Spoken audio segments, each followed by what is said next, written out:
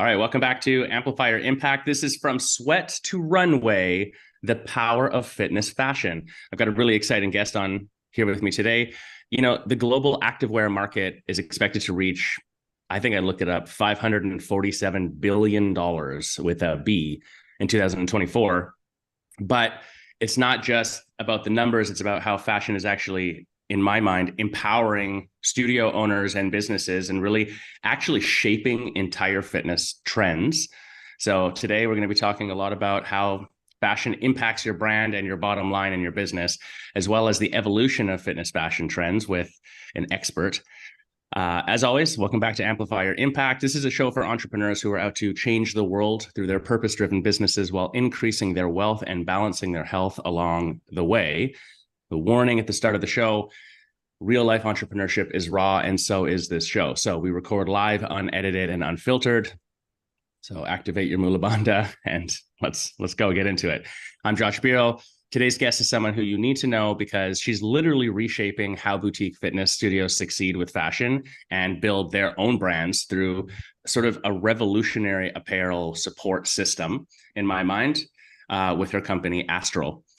And you know, they were also this year's premier sponsor of the Yoga Business Summit. So I'm really pleased to welcome on Ms. Megan Brooks, CEO of Astral Apparel. Megan, thanks for coming on today. Thank you for having me. So we always kick it off with a super random, borderline inappropriate icebreaker question. Okay. We draw it from a hat. You got a good one today that I think is perfect for kicking us off. If you could have unlimited supply of one thing for the rest of your life, but it couldn't be money, what would you choose and why? It would be Diet Coke because I love it so much. And I know that especially, in this industry, it is not the healthiest thing, but I love Diet Coke. And there is just something about it. And it's something about the burn when you drink it. And I feel like it burns away all the evil things in my body and just gives me joy and energy. So I would take so much Diet Coke is what I would take. I feel like there is got to be a competition in the world that gives you an unlimited supply of Diet Coke. That must be a thing somewhere. There has to be. I just need to add that to my list of things to look for because I really, really enjoy Diet Coke. And I also feel like it's one thing that, so many things, too much of it can be a bad thing. And so you really have to be careful what you wish for. And I just don't think that too much of it could be bad for me. So there's no line. Really there's no line. No, I feel really good about this choice. Yes. Okay. That's an important quantifier because I agree. For me, that would be peanut butter. Okay. I don't think I could ever overdo peanut, would be like, I don't want peanut butter anymore. That's not a thing. I like it. I don't know what it is. Yeah. All right. Yep. I see you. Yep. Thank you. There's a lot of people out there that see me too. I know they do. Yeah. There's some closet Diet Coke fiends for sure. Yes. Yes. I love it. Well, when you're not drinking Diet Coke, you're running Astral Apparel, who we got to actually come and see the facility, Coach Terry and I, when we were there. And it was beautiful, and you guys have a really smooth operation. And I was like super impressed. And it's how we ended up even in this conversation. But maybe for the audience who doesn't know about Astral and about Megan, like back us up. Yep. What's the superhero origin story? How are you the CEO of this apparel company? And so it all started 8 years ago, maybe a little sooner than that. But my career at that time, I was an independent consultant and I worked with big corporations on big data. So Salesforce.com was really my wheelhouse. And what I was fascinated with was helping companies take lots of data and organize it and boil it down to make good business decisions. Because you can have a lot of data and it's like, so what, right? You just got a lot of data. And so I really enjoyed that. I had done it for a large corporation. Then I went out on my own as a consultant and I was working out of the home. And it just was really lonely, frankly, working from home remotely with these companies that were in Cleveland or Atlanta or Charlotte. And so at the time, I had been a fitness instructor for many years as a hobby. I was a bar instructor at a local studio here in Lexington, Kentucky, and I'm still here. And that studio at one point in time had offered childcare in a room, and they were not offering it at that time. And so I asked if I could rent the childcare room so that I could work out of it, just so I could get out of the house and interact with people through the day. And so I did that. And then I would teach classes at noon and pop back in and work. And it just gave me a really good mix up to my day. But one of the things that I always heard the owner just kind of noodle over was retail, because her clients wanted retail and they would prefer to spend their dollars supporting her than supporting, an online retailer or Nordstrom, or, they want to support the small business owner. And they were already there, right? And so she wanted a way to offer retail, but when she started digging into it, she realized there were just a lot of barriers to entry. It could be hard sometimes to even find your rep. And then once you found your rep, you're applying, and then there's a $1,500 minimum. And then there's something I still don't understand. I'm thankful that we have a great gal on staff that does understand it. But all the drops, there's this drop and that drop, and there's a pre-book and there's an ATS. And then it really can be overwhelming, the buying process. Yeah. And then you get it in, and sometimes they have a price listed on them. Sometimes they don't. Sometimes they have a description. Sometimes they don't. And so you try to sell it. And actually you realize you bought what you like, not maybe what your clients like. And so it was really, I found it helpful and interesting and engaging to just be able to talk to another small business owner. And it was a, real challenge that she had in her studio. And I told my husband, I said, this just seems crazy to me that this is the process, and not knowing or understanding or frankly caring about retail necessarily. I just was so surprised that the process was so broken. And what I have always been fascinated at or fascinated with is just process optimization. And so I said, I think I kind of want to try my hand at this. I talked to my husband, and next thing you know, I'm doing her retail and paying her a commission. And she had 2 locations at the time. And so what I realized pretty quickly, that consumers are not connoisseurs of retail. They know what they like when they see it, right? They don't know if it's the drop from this month. It could have been the drop from 6 months ago. It doesn't really matter. If they like the apparel, they're going to buy it. And so it was the switching of inventory that moved it. So yes. A couple months in, there were 13 different studios in 3 states that had heard about what we were doing. And that's when I knew, okay, there is something to this. And so fast forward, we're 8 years in now. We serve over 1,000 studios nationwide. And our business model made kind of one pivotal change about a year in. And then after that pivotal change, that product that we offer is still pretty much the same. We offer more things now, but it still serves the root problem. The studio owner knows that they have something that retail stores would kill for. They've got foot traffic. They've got very committed members that want to spend their dollars with them and want to support them. And it's something the members are already buying. So it's kind of this golden opportunity. But it can also be very expensive. It's very risky, and it takes more skill than you think. And so that's where we come in, to kind of sit in the middle and say, you don't have to be a fitness expert. I'm sorry, you do have to be a fitness expert. Never mind. You have to be a fitness expert. You don't have to be a fashion expert, right? We'll be the fashion expert so that we can tack this on as a revenue stream instead of it's a loss for you. So that's kind of how we got here. So if I'm understanding correctly, it's like really simple problem solution situation. Yep. Studios need someone to get retail working properly. You built a company that does that. Yep, that's right. And we just keep looking for different ways to do that. And we look for different ways because if you've seen one yoga studio, you've seen one yoga studio, right?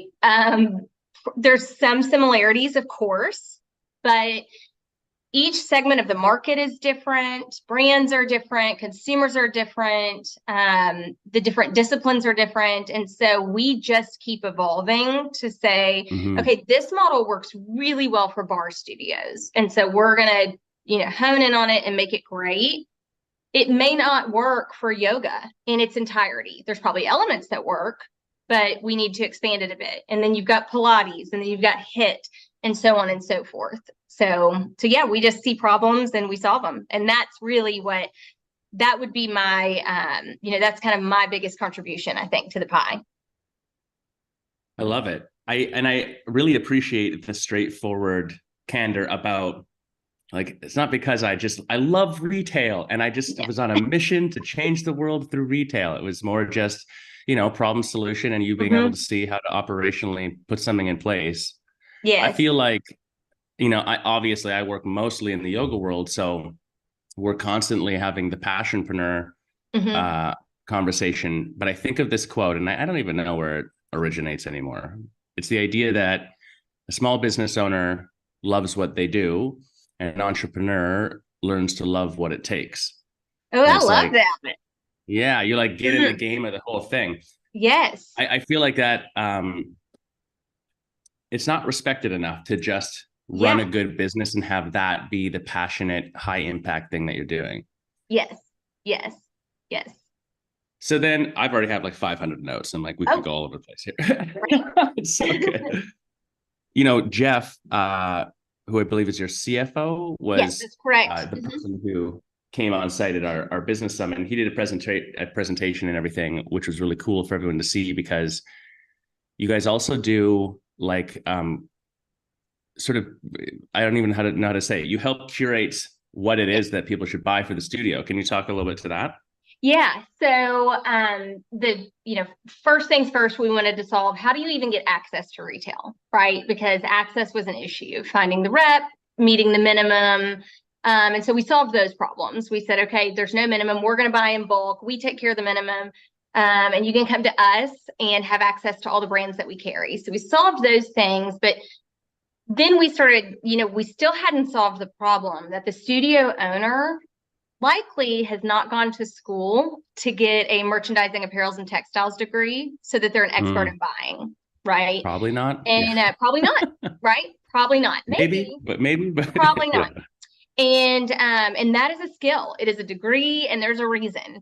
It's difficult. And so the secondary kind of step is we said, well, we have those people. And so what if we just kind of leverage our expertise to help them curate the set? Because we don't know everything, right? We know a lot. We don't know your specific clientele. We don't know what their spending habits are. We know more of the macro trends. And so we have this process called live showroom shopping. And it's a live engagement. It could be over Zoom, it can be FaceTime, Teams, Google Meet, whatever is easiest. And so a studio owner can come to us and set up an appointment with a stylist, not me, right? Because you don't want to be picking out your clothes.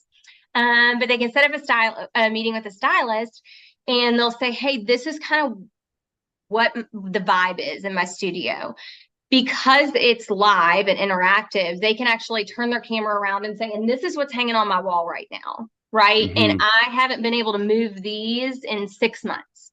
What do you have? And so it's an engagement at that point where, our stylist, who is a professional and who understands all of the inventory that we have in our showroom, they can say, hey, let's pair it with this legging, and maybe that gives the tank new life.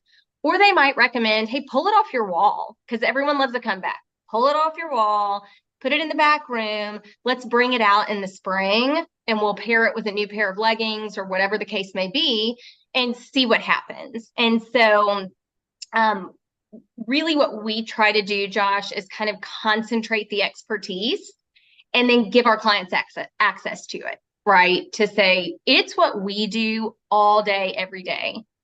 it is not, nor should it be, what a studio owner is doing all day, every day. So Right. the live showroom shopping is just one mechanism for studios to access our staff in the right expertise.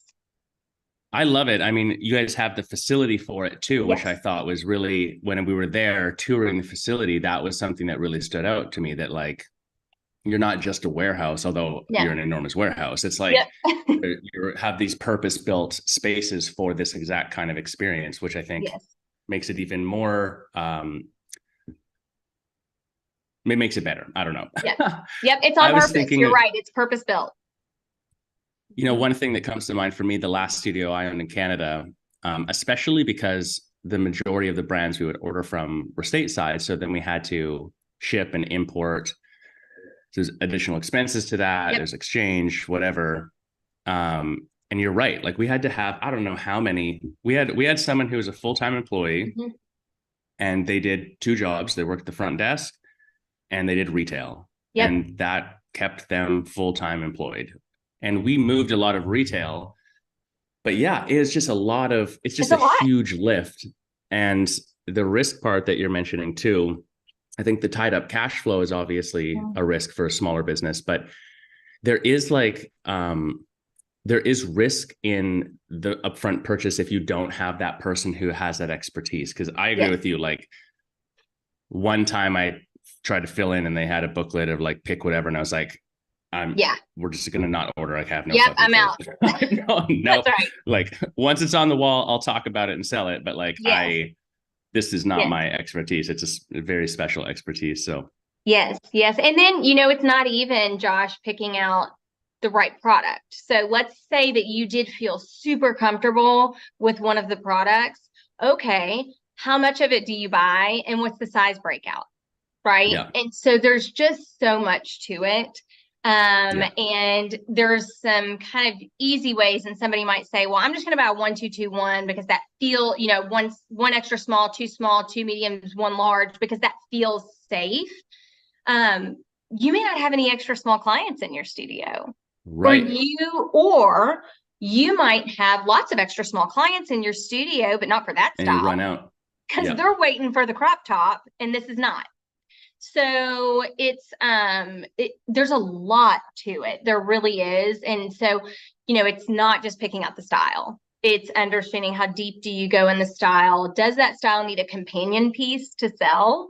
And if so, do you buy the same quantities, the same sizing, or are they cut different? So there's just a lot of value in working with a stylist. And a lot of brand reps do a phenomenal job working with studios on this topic.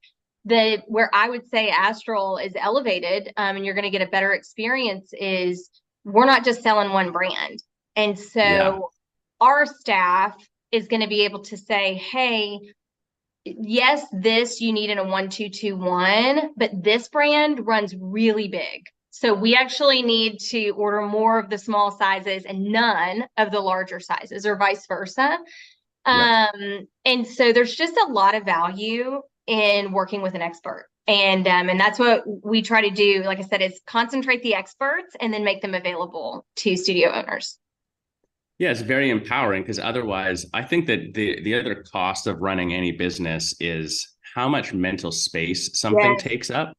So just the trial and error of having to order a brand and realize that it fits small or it fits large, and then have it stuck on the floor or whatever, and then having to record that somewhere, which means for a small business, like you're recording it in your brain, let's be honest. In your brain. That's right. And then remembering that for the next. And now you don't have that space in your brain anymore because it's recorded with the size run that you ordered last spring that didn't sell. But then you can't remember if it didn't sell because you ordered too few or too many. Like, it's just not a good thing. I think of the studio that I was at last year, and they've got the yoga room is sort of in the middle of this square building. So they have this nice corner, and that's all retail. And it's kind of perfect because you have to walk past it. It's really easy to lay out. The corner sort of gives it a feel, whatever. But they had all this retail on there. And the whole time I was there for over a week, no one bought anything. And I was like, how are we having 200 people a day walk through here, no one's buying any retail. And part of what it was, we realized, was exactly what you're saying. They had run out of like the colors that were selling, first off. They had only like black and gray left. But majority of what they had were really large sizes. And it was interesting because the reason that happened was whoever was doing the ordering, not the owner at the time, was on this inclusivity kick. Yep. And body positivity, and the studios were sort of promoting that. So they wanted to make sure that they had a lot of clothing for that purpose. But what they didn't do was actually look at who's actually in the studio practicing and who's actually buying retail and who's buying. Right. And so they were a studio that had extra large and double XL bottoms, and most of the clientele was an extra small or small. So they had nothing to sell anyone, but they had tens of thousands of dollars tied up on there. So right. And that's been something, Josh, that certainly in the last 2 years, I'd say, has really been something our stylists do a lot of talking about, because there is a focus on inclusivity and body positivity, and there should be, right? But also, that doesn't have to dictate how you spend your dollars necessarily, right? I think there's a difference in having a studio that focuses and celebrates inclusivity and body positivity. That doesn't mean that you shouldn't make really smart decisions on how you spend your retail dollars, right? Data-driven decisions on your business. Right. The fact remains that, some of those clients are there because they don't want to be that size anymore. So they're not going to buy anything. They're going to actually wait, and then it's going to be a celebration, right? And that's also a way to engage members through your retail, is to celebrate those successes, to say, hey, I am confident now wearing a crop top, and I'm going to buy it from you because you helped me get there, right? Or I am thrilled because the size has gone down, and I want to celebrate that with you, and I'm going to buy it right here so that we can celebrate together.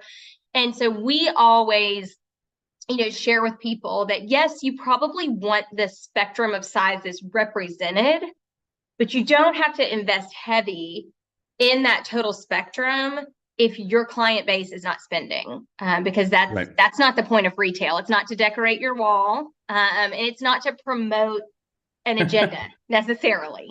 That's really, I think, more for the messaging in the class. I really like that thought. I mean, I want to come back to this sort of like trends and this sort of stuff, but something you mentioned earlier and that we're talking around a lot of is really data, and you coming out of such a data-driven career. Data-driven decisions are smart in business. Make what you measure, whatever, that's all obvious. But what are you seeing? I mean, I think one of the unique positions that you guys have as well is that because you're across multiple brands, because you're working across different boutique fitness styles and markets, you actually get a lot of aggregated data. So I don't know, how do you guys use your own data internally to like make decisions about where to go next, what to buy, what to expand on, etc.? So we look at our inventory very closely, and we watch months on hand, and then we watch months on hand by brand, so that we can see who's overperforming and who's underperforming, and then that will influence our future buys for the next season, right? Because we'll say, okay, we might have the same dollar amount of 2 brands on hand, but if one of them is selling at 4 times the rate, we probably don't have enough of that brand, and we've got entirely too much of the other. So looking at months on hand is something that we do regularly so that we can determine our future buys. We also really look at price point. And so size diversity has been a huge one for us from a data standpoint. Coming out of COVID, we could not give away extra smalls. I mean, it became an actual business problem that the whole country gained weight, right? Because there were no extra smalls anymore, anywhere, and we had them coming out of our ears. And that is, I mean, it's just kind of interesting, but it was true, because we had this inventory that before COVID worked just fine.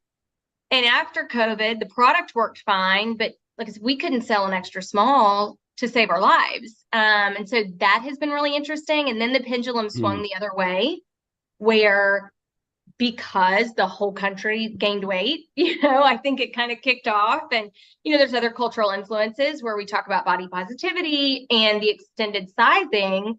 But like we said, we were, I'm proud that we didn't dig into that too much. We were always a bit wary of that. And so we've been, I would say, very strategic and very, we've just had a lot of discernment around how much we've invested in those larger sizes because they don't move for us as well.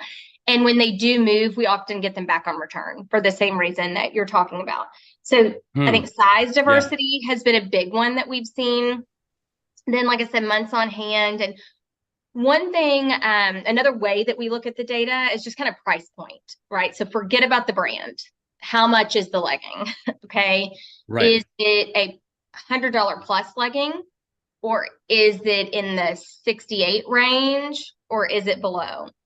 And what we have found is, and I'm sure a lot of your studios love it as a consumer and want to curse it as a business owner, but Amazon has had a huge impact on retail and studios because there's a lot of great brands. There's a lot of good product on Amazon that's at a very low price point.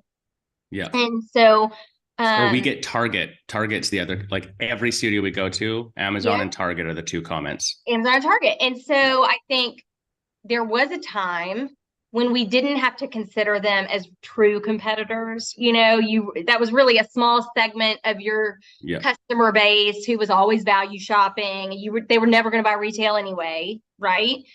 And now you've got people that absolutely will buy expensive retail, but then when they see a brand on Amazon and they can get it for $32 and they get it home and it's pretty good, that's a challenge. And so that has driven us to launch a product, an actual apparel brand that we had not done before. And we call it our core line. And we're directly trying to target that product line so that studios can offer not just brand diversity, not just size diversity, but price point diversity, right? So that you can have a tank that's a great tank and the MSRP is $32 because we see that as a hole in the market because that's what your clients want to buy right now because, their choice is easily accessible. It's relatively good quality and they can buy it at Target or they can buy it on Amazon. And so we don't want studios to miss out on those dollars. So that has been a big data-driven decision. We're looking at where people are spending their dollars and what's the gap, where are consumers spending their dollars that we aren't meeting that need. And it was at that opening price point product. Yeah, I was going to say, so that's what you're seeing is that it's the lower price point, more accessible price point product that is that's what's moving at a higher speed or capacity. Those are the sales we're missing, right? Yeah. Because they're just not buying those. And then, what we have found is there's a lot of product options for really exceptional brands at a premium price point. There's a lot of options out there for that. There aren't a lot of options for really good product at a very approachable price point for your entire customer base. Right. It's an interesting, I get it. I live in Mexico most of the year. My kids go to school here. And Amazon Mexico is it saves the sanity of the family in some ways, honestly, because the simplicity price point here, it's not even necessarily price point on something. It's the fact that that you're at least not going to pay too much more or whatever than anything else, but it's the ease. We order funny things on it. We order our milk. Right. Because, most milk in Mexico is this super hyper pasteurized dead milk or whatever. So it's all comes in a Tetra Pak anyways. And that's everywhere. So if it's comes in a Tetra Pak, you might as well just buy it by the box, in which case just have it delivered to your door sort of thing. Yeah. how do you beat an Amazon? How do you beat a Target, I've heard it's called? Yep. Yeah. I mean, Um, you mentioned earlier that you're with the studio. Obviously, people want to support the studio and purchase from you. they There's do. already traffic there. Yep. We always say it in coaching too. It's like, I'm not going to go do a bar class and not wear leggings. Right. Like they're not coming in their jeans. So they're going to Right. buy it somewhere. Somewhere. It's so organic that you would have it. Why would you not, basically? Yes. But Yes. what else are you seeing either in the data and or in, return slash Mhm. when you guys are setting things up for studios? Are there other things that you're finding add value in a way that makes it more compelling to purchase from the Yeah. brick and mortar studio? Yeah. I think that a lot of it comes down to probably what you all coach on a lot, just to be a great studio owner. It's that member engagement, right? And Mm, it's talking about it, right? If you treat apparel as if it's decoration for your wall and you hang it up and you look at it longingly and never walk over there again, that's how your clients are going to look at it, you know? But if you talk to them about, hey, we've got new stuff coming in next week, or hey, check out, we just got this stuff. I bought one, I love it. One of our staff members actually used to own a Pure Barre, and now she's one of our salespeople. And she always talks about how when she would place orders for things, she had specific clients in mind, you know, and then she would tell those clients, she would say, hey, Sandra, I saw these leggings and I've ordered them. They are going to look great on you. I can't wait till they come in. And then when they mm, come in, she's like, Sandra, you've got to try these on. I bought them for you, you know? And the truth of the matter is, you probably are already buying with specific customers in mind, but yeah. name it and claim it, say like, this is why I did it. And then, claim that, tell people and say, hey, guys, I'm so excited. And so sometimes from the position that we sit in, it can be a bit frustrating because we'll work with a client and we'll set them up with great retail and we'll tell them all about the products and they get it and then they return it and they'll say, well, it just didn't sell.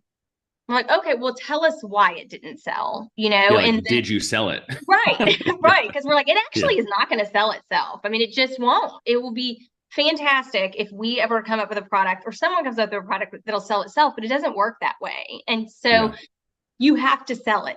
And we would recommend kind of that highly personalized selling because that's why people keep coming to you in the first place, right? And there's a level of vulnerability when you come to a workout class. There's a level of vulnerability when you're especially in a yoga environment.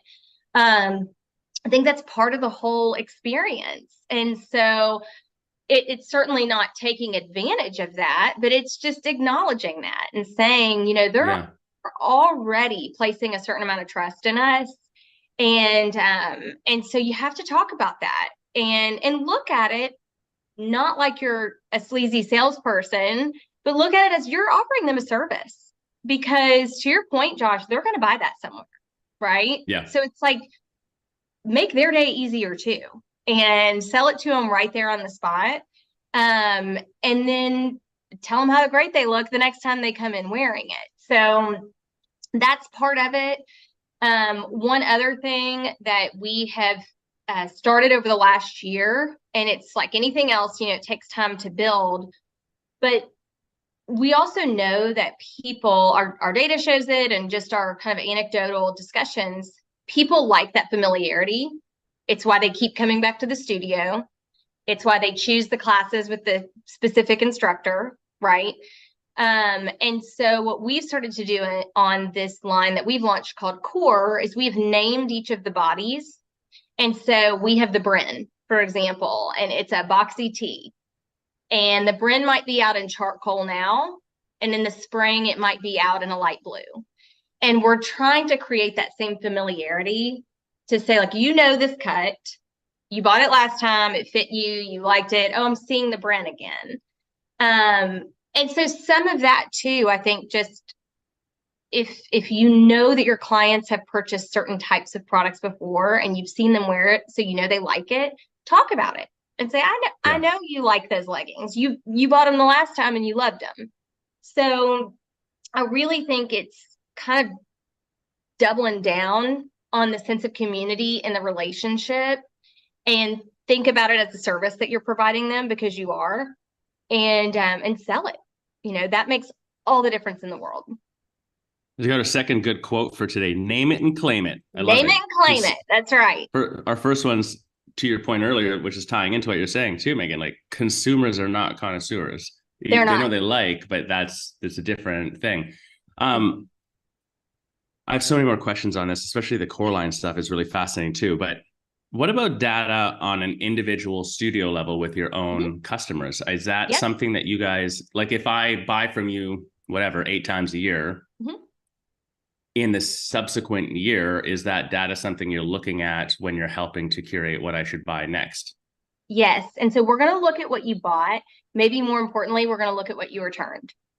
Right. So we accept returns, and that's another just part of our core business. There is a restocking fee, but what we tell our customers is you don't want to, I guess, train your customers that it's going to go on sale, right? But every studio is going to have stuff that doesn't sell through. Yeah. You should always be expecting about 15 to 20% of what you buy is not going to sell. And that's not a failure. It's called fashion, right? And it's called retail.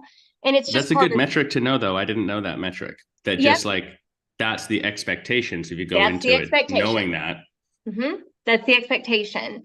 And I mean, if you could introduce me to a retailer that has 100% sell through, like, call me later, but I don't think they exist. And so inevitably, that 15 to 20% of your merchandise, which is a decent amount, otherwise is going to wind up on sale. And so we try to coach our clients that don't put it on sale, right? Send it back and kind of recycle the dollars you've already spent, because that is sunk yeah, costs. You already spent the money. Like, stop worrying about it. You already did it. And yeah, so let's not throw good money after bad. Let's say, all right, yep, that was my 15 or 20% that didn't move. I didn't know what it was going to be, but I knew it was going to be there. Send it back and recycle those dollars to put new stuff on the wall. hmm After a few of those cycles, which you'll start to see is your clients don't know why it's not there. They're going to assume it's sold, right? It right. That's didn't. such a good point. You send it back, but they're going to assume that it's sold. And so don't tell them otherwise, right? When you put it on the sale rack, I mean, you're broadcasting to the studio that it didn't sell. And so now it's a markdown situation. And so we really like to coach clients to say, just don't do it. Just don't do it, or have a sale that is related to an event. It's a customer appreciation sale, or it's a whatever. Right. It's not a clear inventory sale necessarily. Yeah. Right. It's a Every 4th of studio July. does that too. They have the like bin on the floor, the Yes. like please take me bin. Yes. And it just cheapens the overall look. It Yeah. just takes the whole thing down. And so when you send that back, there's a record on your account of what you bought. And like I said, maybe more importantly, what you returned. And the other thing that we tell people, some people just really don't like to return. They don't want to pay the restocking fee, or they don't want to admit that they didn't sell it, or I don't know. There's all kinds of psychological reasons we do things. But if you don't return it, then to your earlier point, Josh, the only place that that didn't sell is in your brain. Mm. And so you're also likely to buy that same thing again because you don't remember that it didn't sell.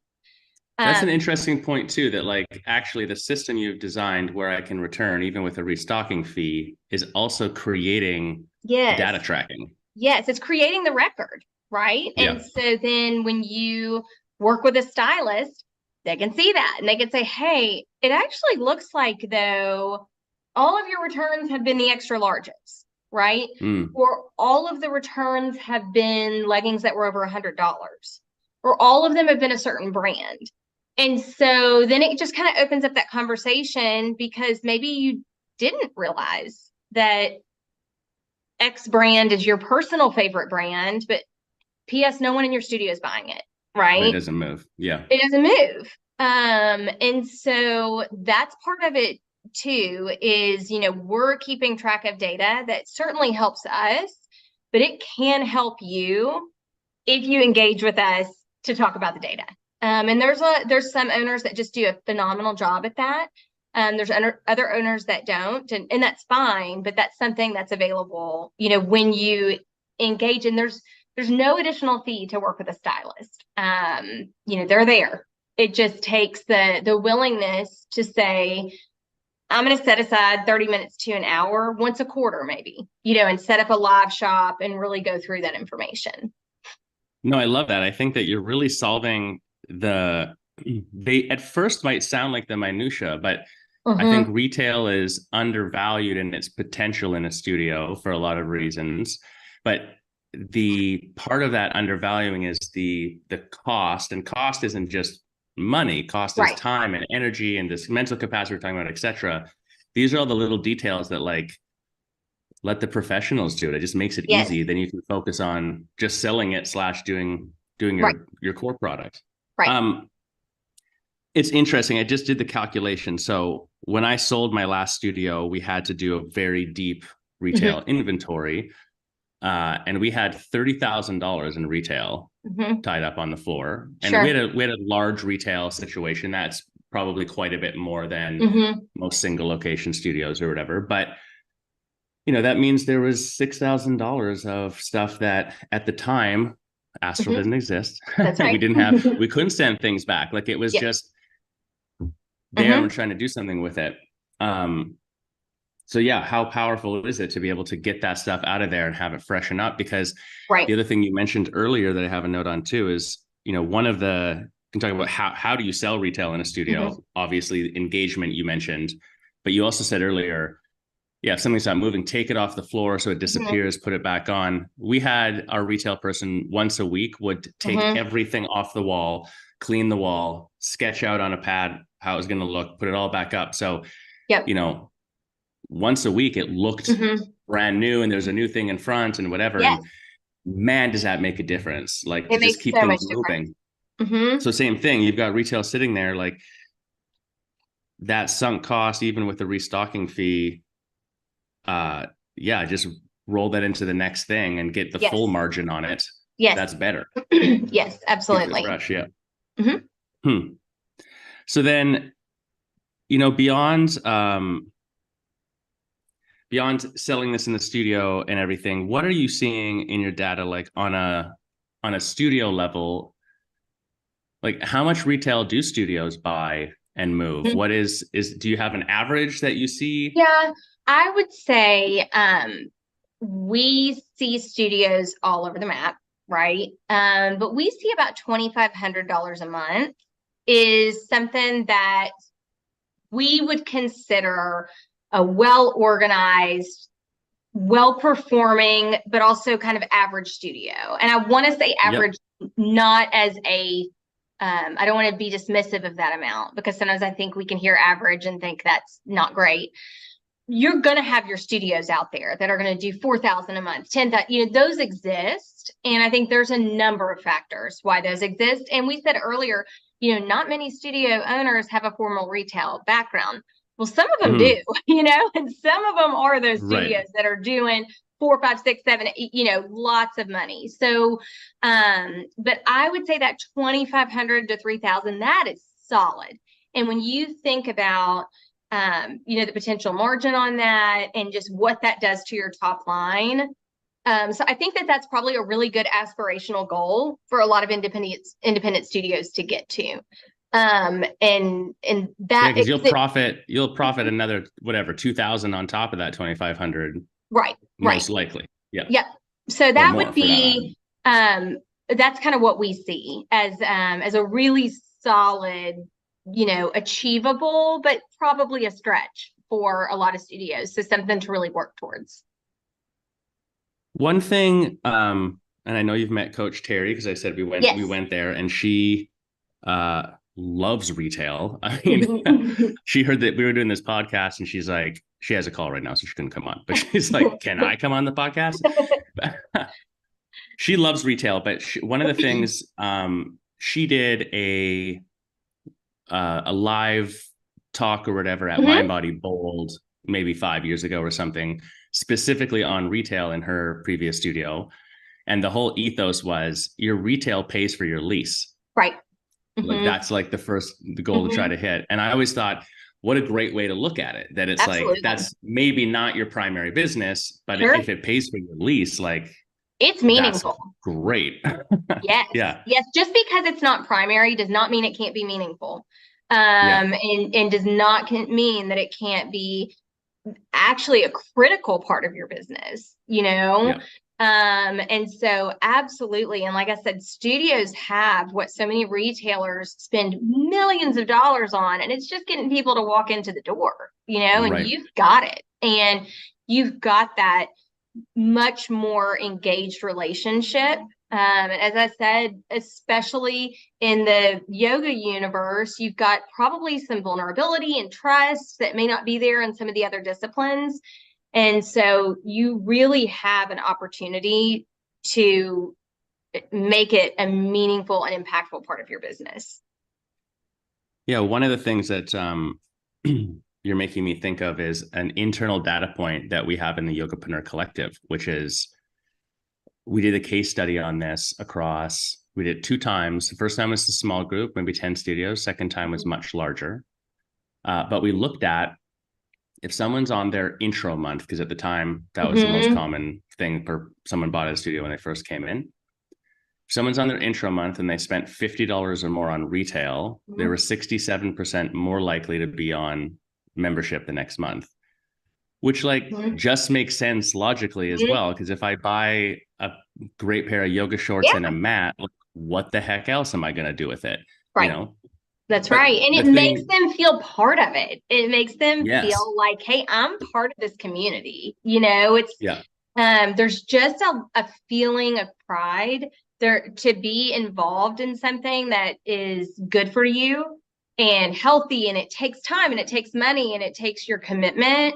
And there's a feeling of pride. And so if you can double down on that and literally invest more, you know, then you're going to use that investment. and you get the buy-in too. Yeah, I mean, there's a Mm-hmm. retention element of this somehow Yeah. built into it. I'm just thinking as we're saying this too. So the one sport that I still really enjoy doing is downhill mountain biking. Mm-hmm. And every year I have to check though, because I don't do it that much. I'm getting just old enough that like I don't want to fall now. Like it Yep. hurts, you It know, hurts it worse and hurts, takes hurts. longer to recover. And Mm-hmm. I'm just good enough at it to like when I Really fall get now, hurt. it's critical. Yeah, Yep. now I actually get hurt. Mm-hmm. I digress. All of it aside, the cost benefit analysis is still that I Mm-hmm. love it. But it's my Diet Coke in fitness form. There you go. There you go. Mm-hmm. But the thing I was thinking about was my wife, we bought her a new bike. She's getting into it as well because my son's into it and my daughter's into it or Mm-hmm. whatever. And she's pretty into it. But one of the things she said really clearly when we first started was, I need you to buy me all the gear. Mm-hmm. Like, what do bikers wear? They Right. wear this biking short. They wear these types of pads. Yes. How does my helmet look? Like, I need to get the right helmet. And like, we didn't need to buy that stuff when you're starting out. You can get Right. cheapo stuff or Mm-hmm. not use some or whatever. But she literally wouldn't go biking on the hill unless we had all Mm-hmm. that stuff. Cause Yeah. she's like, no, I have to be in like Yeah. biker She doesn't want to mode. look like a fake. She wants to look like the real Right, right, thing. And you can right. spot them, you know? Yeah. So, yeah, I mean, it does become, and that's one of the very powerful things about, you know, boutique fitness as an industry is it becomes like the cool kids club, you know? And what's awesome is that everybody's cool, right? Except And everyone's in the club. Yeah, yeah, totally. because Yeah. everybody, you know, and so it does. I mean, as we know, and we saw during COVID, you can get a phenomenal workout at home in your basement with a yoga mat. Like, no questions, you can. There is a Yeah. reason that people are still coming to the studios, and there's a reason that people were clamoring to get back in. Yeah. There was a reason, because that sense of community is so important in our culture and to our psyche.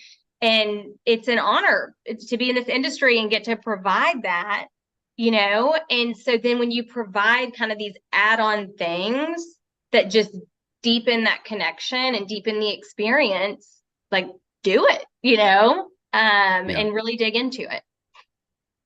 Yeah, and I think being able to attach something as simple as buying retail or having good retail, curating that experience and selling retail to the bigger vision, purpose, mission that your studio's on. Like, it's not just make more money, although yes, it is. Yes, it is. Right. It's also like part of the whole thing. So,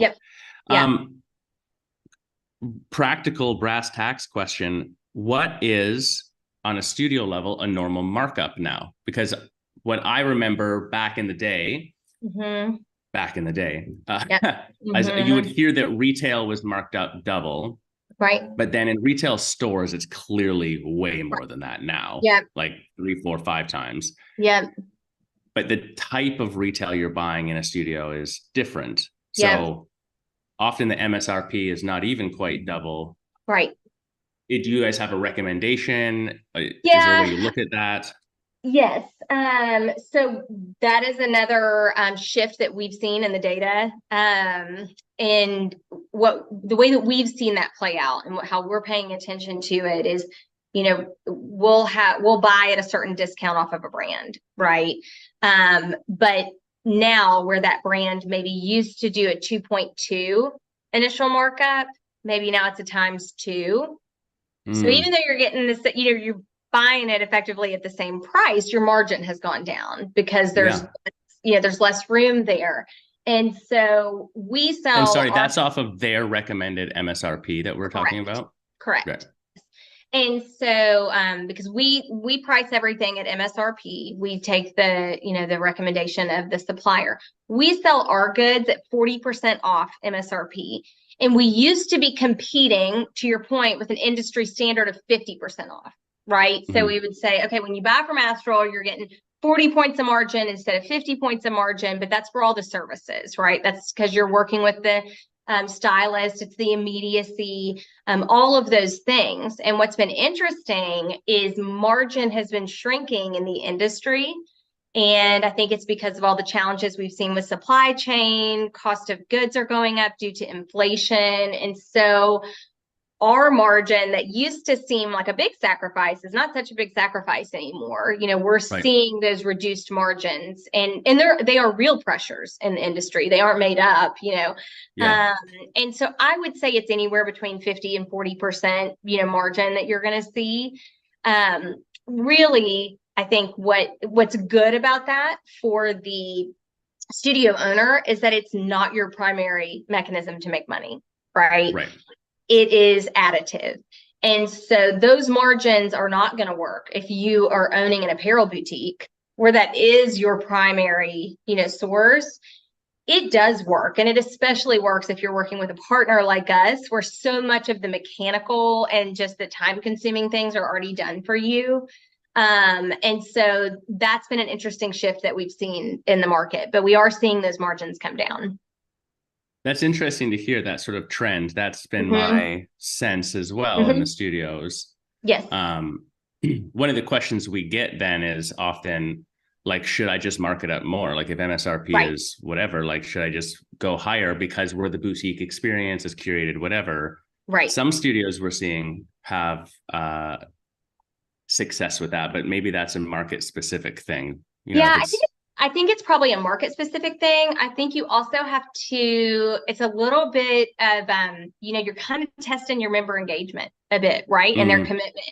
If you have a very loyal, committed base of customers that are purchasing, I think you can do that, right? Because they are clearly showing that they value that. They value the access, the convenience, they value all those things.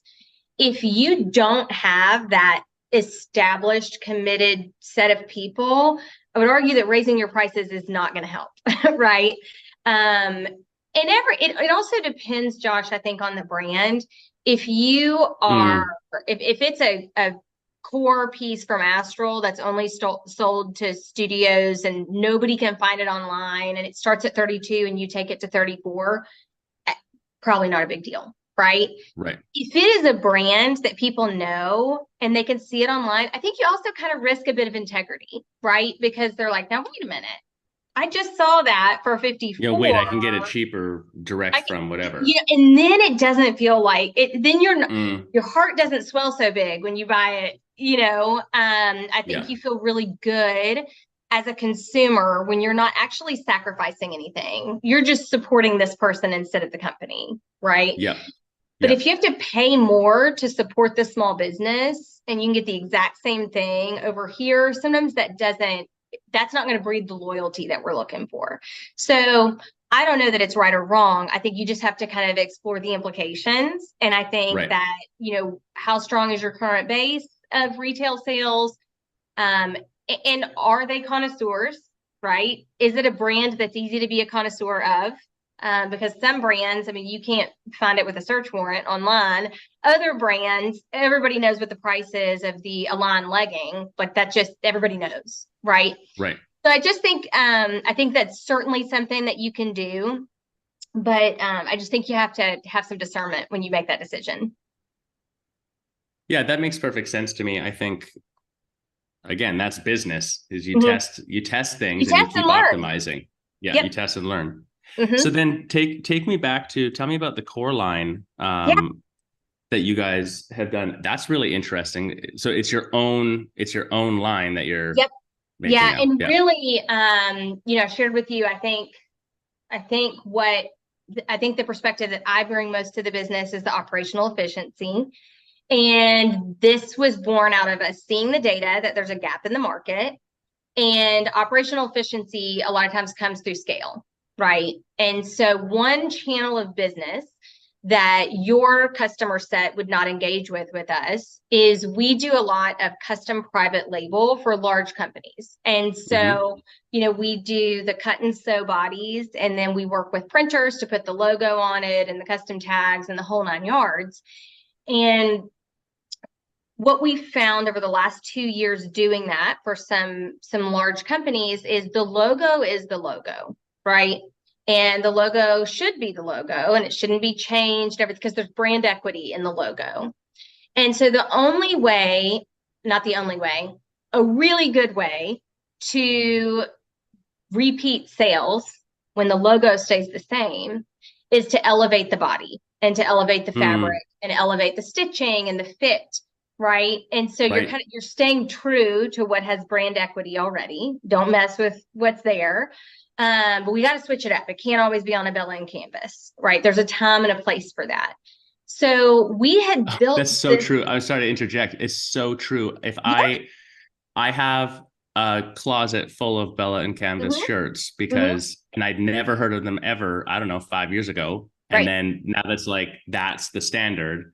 Right. Now suddenly like Gildian is Yep. like cool because Right. just because it's not Bella and Canvas. Just because it's not Bella canvas, right? And there's a Yeah. time and a place for it, right? There's a price point when that suits, and when you need a white tee, I mean, let's do it, Yeah. right? There's no need to over engineer that. But we just over the couple years, we said, hey, people are actually willing to pay more for this same logo if it's on a better tank, or if it's Mm-hmm. on a better sweatshirt, if it's on a better hoodie. And so we invested in finding better blanks, right? And designing them and doing them cut and sew and scaling that business so that we could still provide our large corporate clients great pricing, but then they could raise their MSRP to your previous point because it's a better product, and Right. it's unique, and people will buy it drop after drop because it's Yeah. different, right? And so two things were kind of converging at the same time. Internally, we were going through this process to source new blanks, and we wanted them to be so high end, and they were coming in, and they were. And multiple employees at our office were saying, I wish I could just buy this without the logo on it because I would wear this tank all the time. Yeah, it's a great tank. And so that was just kind of happening. And we actually, we were having employees try to like finagle with sourcing so that they could get product before it was printed. And I'm like, what is happening here? Like, why are Your you own buying? employees are hacking the system. Yes, Yeah. like what's happening? And they were saying, but these are great. I mean, they're great. They're just great basics. Yeah. And it just, there were just some light bulbs that were like, wait a minute, hold on. We've separately been having this whole conversation about how there's not a great basics provider. Mm, It's just a great tank top, right? That is well made and you want to buy it and it holds up well in the wash and it's just a great tank top, but it's also fashionable and it's not the bell and canvas muscle tank or whatever. And so what I love about small business is the flexibility to say, all right, well, why don't we sell it as a blank, or sell it as a basic? And so we, and truly, I got a group of people together and we sat in the room. We said, okay, well, what would we call this? And we said, why don't we call it core? Because it's really intended. We didn't want to call it a basic because basic sounds basic, right? And we were like, yeah. it's not basic, right? It's not basic. It's actually an elevated, product. It's core, right? It's just Yeah. a core piece. Like you just need a tank top, right? And what we wanted to do is we wanted to get it at a price point that somebody could come in and not have to make a really thoughtful purchase decision. It's just like, yeah, it's $30, it's $32, feels Yeah. really nice. It's I'll buy comfy. It that. looks good. And Yeah. it's And you don't think how twice much about you it. spent at Starbucks today. Yeah. Right. And so we bought some hang tags and put them on there. And so now we're actually investing more in that, where when we buy the big order, right, that we already know is going to be printed on to satisfy a corporate contract, we're going to tack 150 on and make those available as core. And Yep. so it's new. And the other thing that's interesting is, we are not an apparel manufacturer company. So we're not going to put tons of marketing behind this. Like that's not what we're doing. We're just saying like, hey, to our customer base, we're saying, here's a tank that people don't actually need to get that invested in the brand of Astral Core because their purchase decision is so fast and so easy. It doesn't matter. Yeah. It's Yeah. not a $68 tank where I'm really going to think about that. And I need Yeah. to make sure, I'm really going to think about it. And so that's what I find so cool about where the business is now, is that there's things that we're doing for a very specific purpose.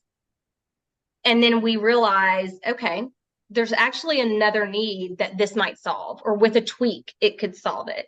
And so that's really where that's come from. So we have one black legging and we have a variety of tanks, tees, and sweatshirts. And the other thing that, I was going to ask what it is, what all the core line is, but a black legging, I mean, yeah, that's it's bread and butter in every boutique fitness studio on the planet.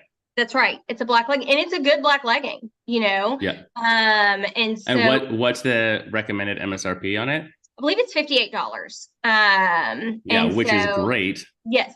Mm-hmm. When I travel to studios, I always buy something from the boutique. Yes. To support the studio. Sure. Also because there isn't a boutique studio around here to do that in. I want to bring my wife something or whatever. Yep. Leggings be expensive these days. Oh, they're expensive. They're nice. Don't get me wrong, but like, yes, you blow through some hundreds real quick. Yes. Yes. And so, so that's just been a neat one for us. And the other thing that our core line is really good for is we do have clients that, what we were saying earlier, they do want their brand on product, right? They do. And a lot of times they might have a local printer. That's great. Mm-hmm. But that local printer only has bell and canvas, right? Yeah. And so the core line also, and we put in the description, like, these are great printable blanks too, and then you've got actually an elevated body, and we will quote it out. We can print it for you, but there's nothing that says you can't just buy those and take them to your local printer and have them printed, because a lot of people have a relationship with a local printer already. Yeah. just easier, whatever. But yeah, that's been just kind of one of those opportunistic things this year that we said, hey, let's try that. So, and we And do do you believe that think, it's a need. yeah, I totally see it. It makes it, well, I totally see it. I see I see the need, and I can Mhm. see how it's like feeding a few birds with one seed, Yeah, so to speak. yeah, Do you see that? absolutely. Is that where you'll expand more in the brand? Is that like a major direction that you're heading? No, I don't think so. It's that market of apparel manufacturing. Um, there's a lot that goes into it, and that's our core business, right? Right. What we're best at is operationalizing retail, and I think it's one of those things that is, like I said, it's opportunistic for us, and our business of doing custom cut and sew and printing for other customers is not going anywhere. So I don't think it's going to go anywhere. I don't see us investing heavily in like consumer marketing or a consumer facing website where we Right. really try to get people to invest in the brand itself. Um, who knows where we'll go, but that's certainly not on the short term roadmap. Yeah. I mean, that's a totally different client avatar Totally different. altogether. Yeah. Yep, totally different. Um, but it's cool to, again, like part of the advantage is the economies of scale that you Yes, guys are able to offer to yes, smaller brands that otherwise it's impossible, and access to something that's different, maybe, etc. yes, yes. One question that comes up all the time for us, just because you're bringing up, custom stuff and custom logo and Mhm. branding, do you guys see that? I mean, I'm sure that it's different everywhere, but like, Mhm. do you have any data supporting that branded gear for a studio is better than selling another brand, or are they comparable, or is it vice versa? Like, Yeah, I think that your main value is going to be the engagement and the sense of community. mm, Um, and because I say that because if you're buying them at scale, I do think they could be as profitable or more profitable. But an independent studio, is probably going to need to buy an amount that your pricing is not going to be very favorable. Um, right. Now, you're not going to be upside down on it, Yeah, but you'll lose money, but it's you're going to not. lose money, but I don't think you're going to make a ton. I think it's going to be more, marketing, brand awareness, the engagement that you get. So I would also caution for that reason, a studio doing only branded. We hear that a lot where studios will say, we only Yeah. do branded, right? Yeah, we hear that too. And I'm always a And little it's a little bit confused, like honestly. you're not that big, like it. Yeah. Yeah. And you have to, I think that's part of kind of having humility and awareness to understand that there's a limit to your brand. And that's not a bad thing. It's just that's where it is, and there's some brands out there that there is no limit to. Right. But the reality is most independent studios, you can only take that so far. And so I think it could be that you've made that decision because you're saying, I actually just don't want to spend a ton of time on retail. And so I'm going to invest in this. I'm going to put it on the wall and call it a day. And if Mm. that's your strategic decision to kind of keep your headspace clear, I mean, I don't think that's a bad decision. I just think you have to be realistic about the revenue that you're going to generate Yeah, from what it's that actually going decision. to do. Right, Yeah, then how do you can't fairly judge that retail right, does or doesn't work for you if that's what you're doing. I right. mean, Because I you do say think it a very combination is good. right. Yeah, I mean, this is confirming, and you say it very polite. I'm always like, people don't give a shit about your brand. Like, Right, they might right, love you and love the community and be part of it and happily get a t-shirt right. at the end of a challenge or buy something here or there. But like to really like buy any volume of Yep, retail and be wearing your brand, right. that's a different thing Well, and it's one altogether. of those things too, and it's part of the reason I said we're not gonna, chase after that. I mean, it takes millions of dollars to build a brand that people Mm, want to have plastered on their body. Like yeah. it's a bit about talking, when we're talking about, people go to school to become buyers, right? It's like people go to school to become marketers, and brands hire marketers and spend tons of money on brand recognition and brand loyalty. And so it's also not saying you have a bad brand or whatever. It's just like, that's not what you're doing. You're No, not just a here to build a different brand. thing. You're Yeah. here to run a studio, and the brand is part of it, but kind of keep it in its right place.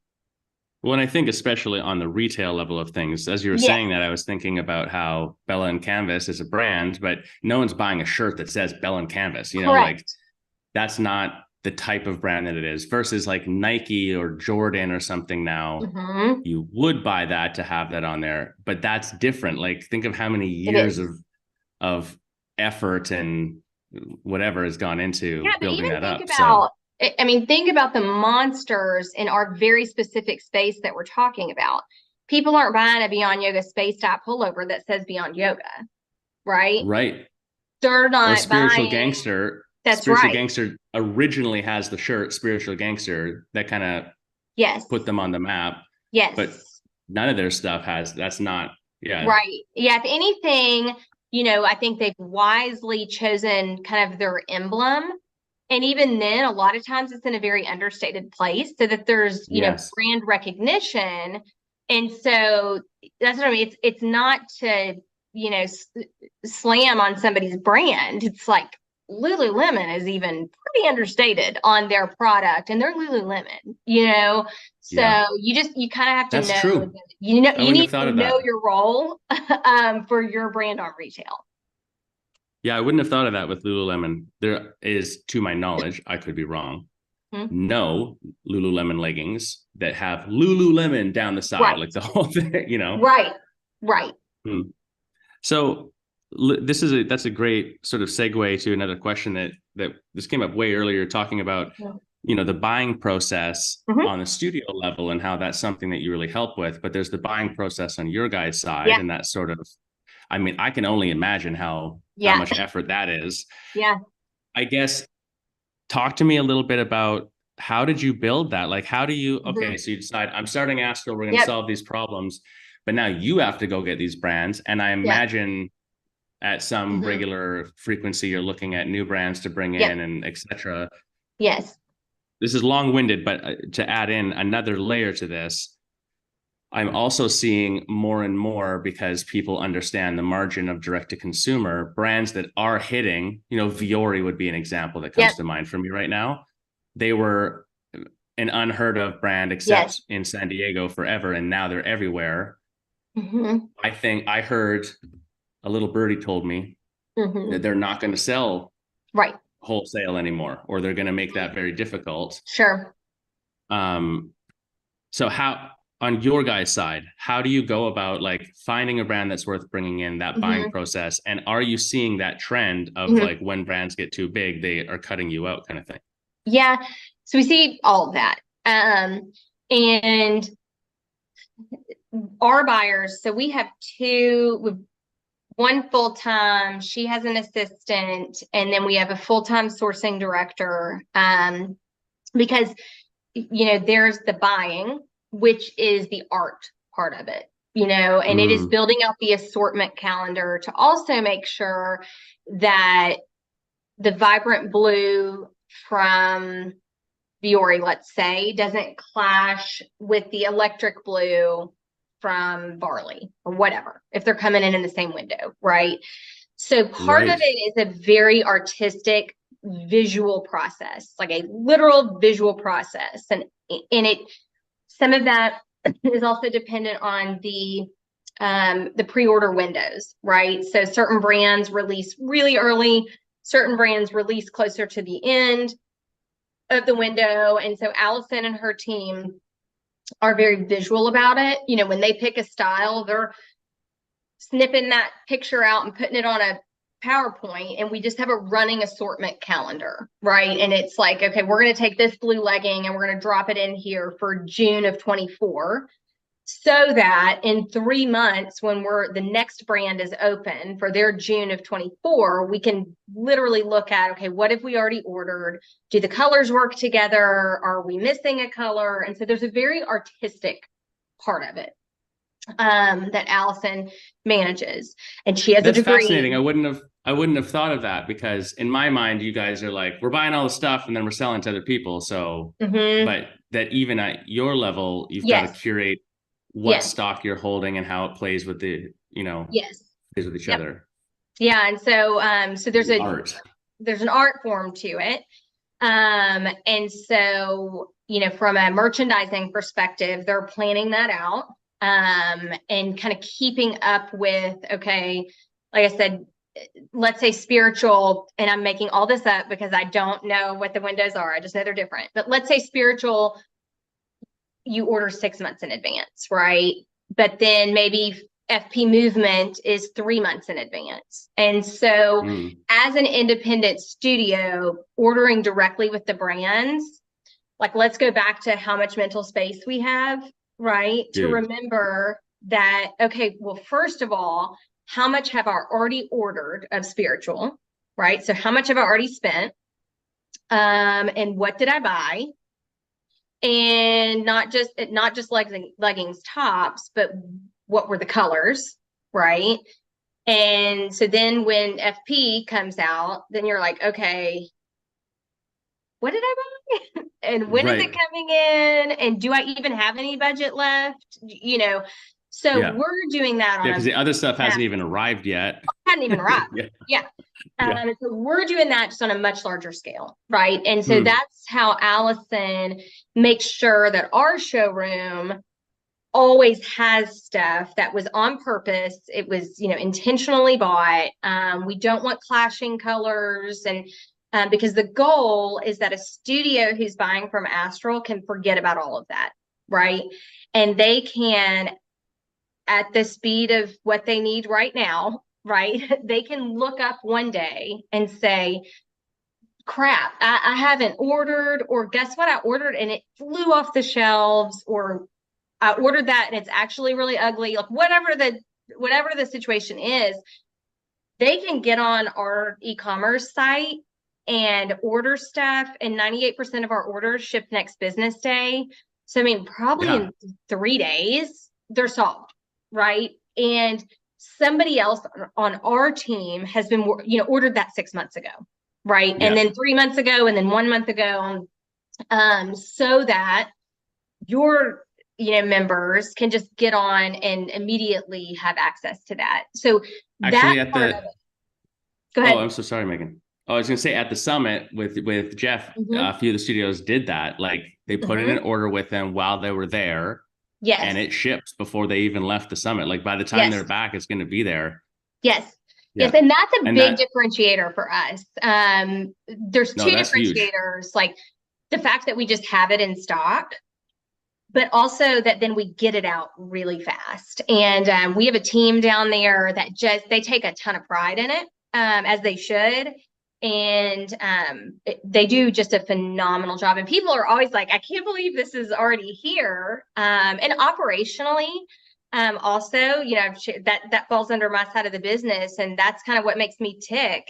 And even, if we look at the financials, we can't claim the revenue until it ships. And so, I mean, I'm like, let's turn and burn. Like, we get that order, I Yeah, want it, yeah, get it and go.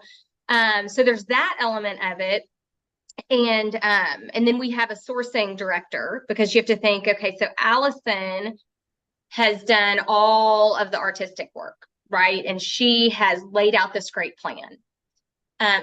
She is aware of pricing and discounts and terms and deposits versus net 30 versus, she's aware of all of it enough that she can be responsible when she's building the assortment.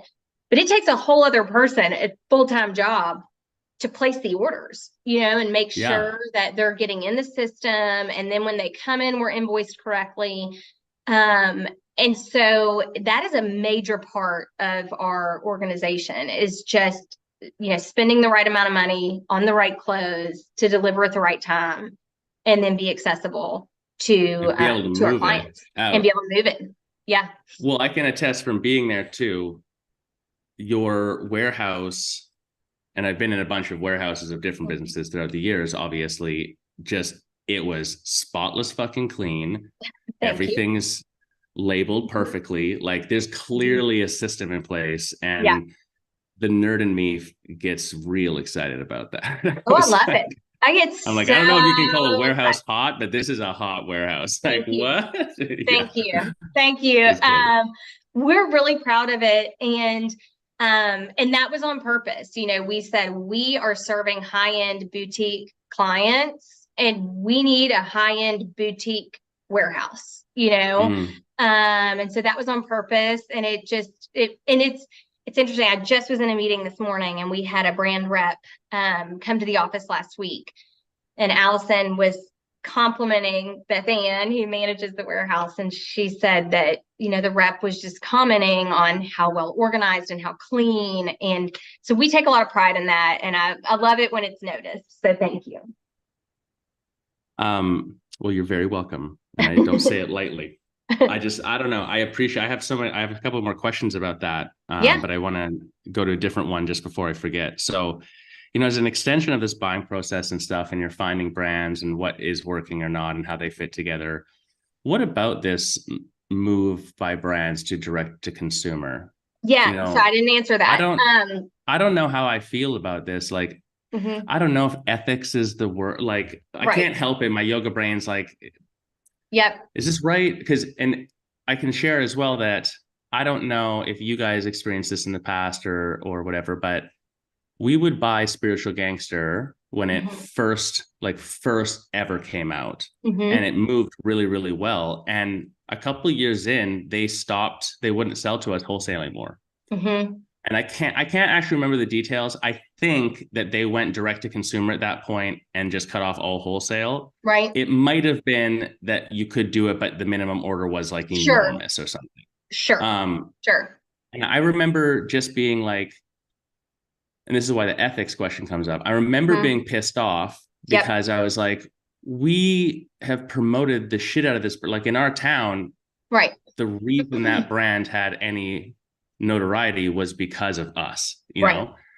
So maybe that's just my ego. But when that happened, I was like, what the hell, you know? So I don't know. Yeah. How, you said that you're seeing that. How do you feel about it? Like, is there an ethical question with this? Yeah. We see it and it ebbs and flows. And, you know, sometimes it's brands that are only going to do wholesale or only do direct to consumer. And then they kind of try the other way. And then maybe they tried that and it didn't work. They go this way. So we've seen it ebb and flow. I think so.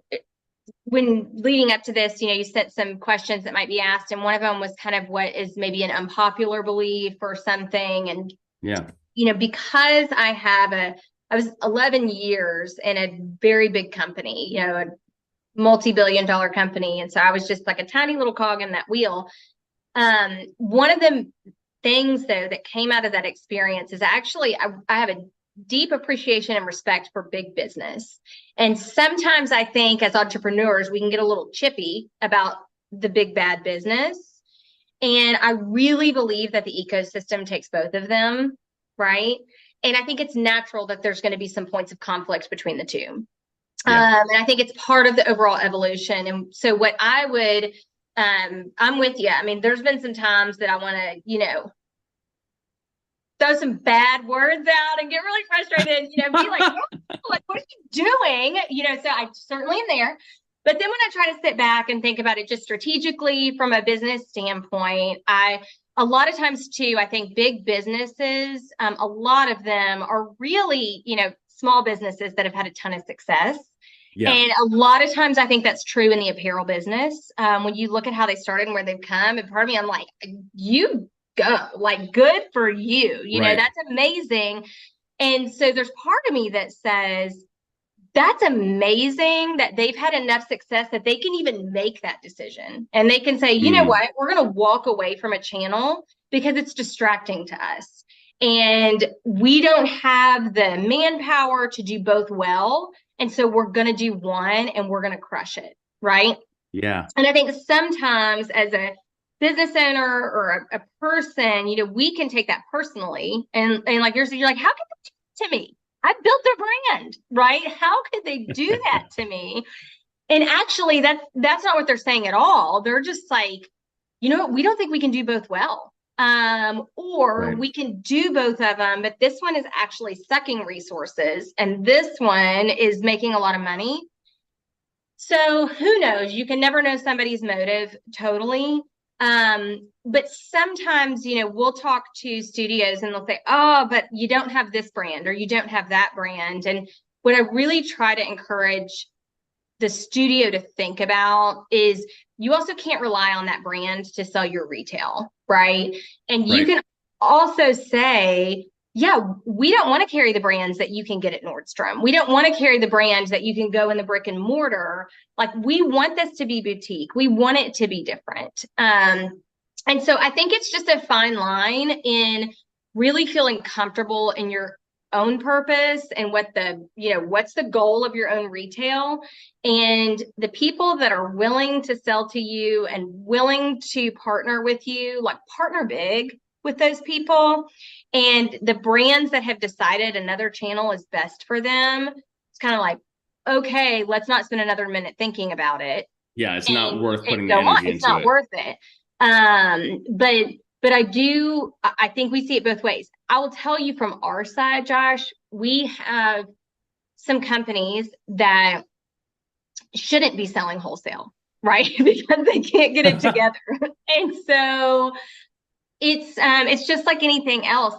To sell a product, you do it one way to sell it wholesale and you do it one way to sell it to consumers. There are some overlapping things, but it does require excellence, like uniquely. Right. And we've dealt with some companies that don't have unique excellence in a wholesale partnership, and it's painful. And so I tend to look at it as more of a streamlining decision by these brands than, hey, they're biting the hand that feeds them. But I also am, to a flaw, always trying to find the positive. So maybe I'm just giving them a pass and they don't deserve one. No, no, I love it. 'Cause everything you're saying, I mean, to bring the summit back into it again, too, the purpose of the annual visionary retreat, which was this last summit, is to plan for your next year. And like, Yep. that's exactly what we're identifying is what are the most important dominoes? Things to What's the big focus on. domino?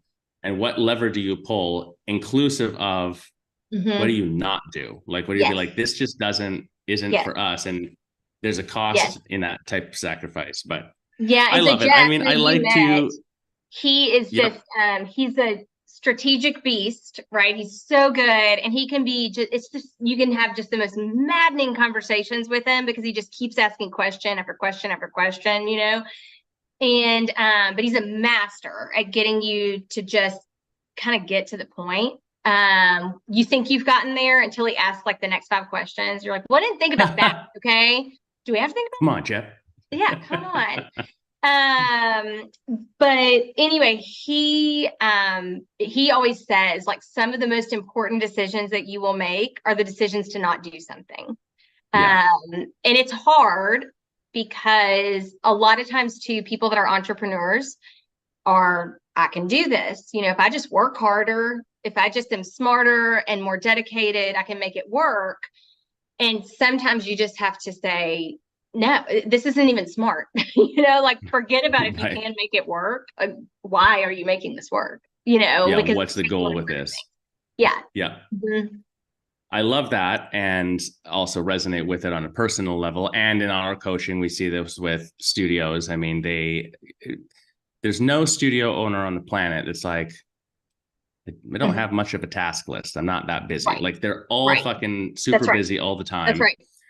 So if they're all busy working, then like, what's the difference between a business that grows and one that doesn't grow? Right. And it's like, are you working on the right shit? Which means Right. you're not working on the wrong shit. That's right. And you have to pick. so then, okay, on a personal level for you as an entrepreneur, because also, I don't know, it was very inspiring to meet you and get to see the business and to hear how this is happening. And 8 years is not that long for how much volume you guys do. Like, it's come a long way. I don't know, what your guys' revenue numbers or anything are, but just the size of your team and the operational load and how smooth it is in your delivery with clients and stuff. But then still, I think another value point you haven't mentioned that you guys have, just to keep pumping you up, is Yeah.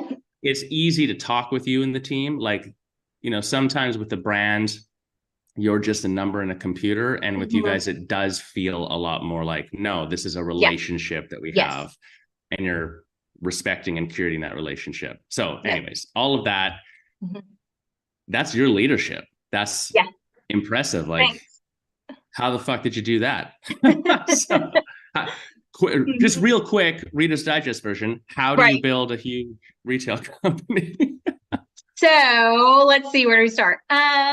Actually, I will say, and this probably does go part into the, the personal side, but about 2 years in, I was actually still working pretty much full time in consulting to fund the business. And at that point, I had a 2-year-old and a 12-year-old, and I just was working way too much, right? And it was like everything was too intense. You were And it was superhumaning. Yeah, I was, but I was actually imploding, is what I was doing. Sure. And it was not sustainable. It was not fun. And my husband is my best friend and business partner. He's part owner of the company. And I think one of the things that's valuable about having great relationships, whether it's a business partner, a friend, a coworker, a spouse, is having that relationship with somebody that'll just say stop, like stop. And so we just had a really good conversation about, and it's a pivotal moment with me personally that I do think changed the trajectory, certainly of how it led the business, and hopefully, has impacted in a positive way where we are now. And he's like, something's got to give. Like, this is just not, it's probably not working professionally. It's definitely not working personally, And so we just talked about putting some limits in place, and it really falls into what we just talked about. Is like, what are you going to say no to? What's got to give? And so when I talk about it, it sounds like, I was just like an elementary child that needed somebody to tell me these things. And I kind of did, I guess, but it's helpful to have somebody from the outside say, yeah, cut it out, And so there were two very important decisions that we made. And it was, I was going to stop bringing my laptop home. And I'm like, I don't know how that's going to work, And, and he always has this way, and he'll say, remind me about that thing you did that failed. And I'm like, oh, why'd you say that? And he's like, right. Yeah, you don't do that. So I'm pretty sure you're going to figure this one out, And so we decided I wasn't going to bring my laptop home anymore. And what that did is it forced me to change the way that I worked during the day. Right. And it forced me to say, actually, I thought, reformatting this spreadsheet every week for the weekly results meeting was critical. Turns out it's not. I can just not do that, or have someone else do it if it is critical. Like whatever, Yeah. And so, so that was it truly was life-changing to me to just come home and be home. And I still don't bring my laptop home. Now, if there is a major project, right? If we have a major deliverable, of course I'm going to do that. Sure. I have an iPhone, my email's on my iPhone. So it's not like crazy, like it shuts down and I'm not accessible. But cutting back on the hours I was spending, I think significantly improved the content. It improved my focus because it's like, I don't have time to play around with these things that don't matter, because tonight, actually what I'm working on is prepping my second grader for her spelling test. Right. And that's exactly what I need to be doing tonight.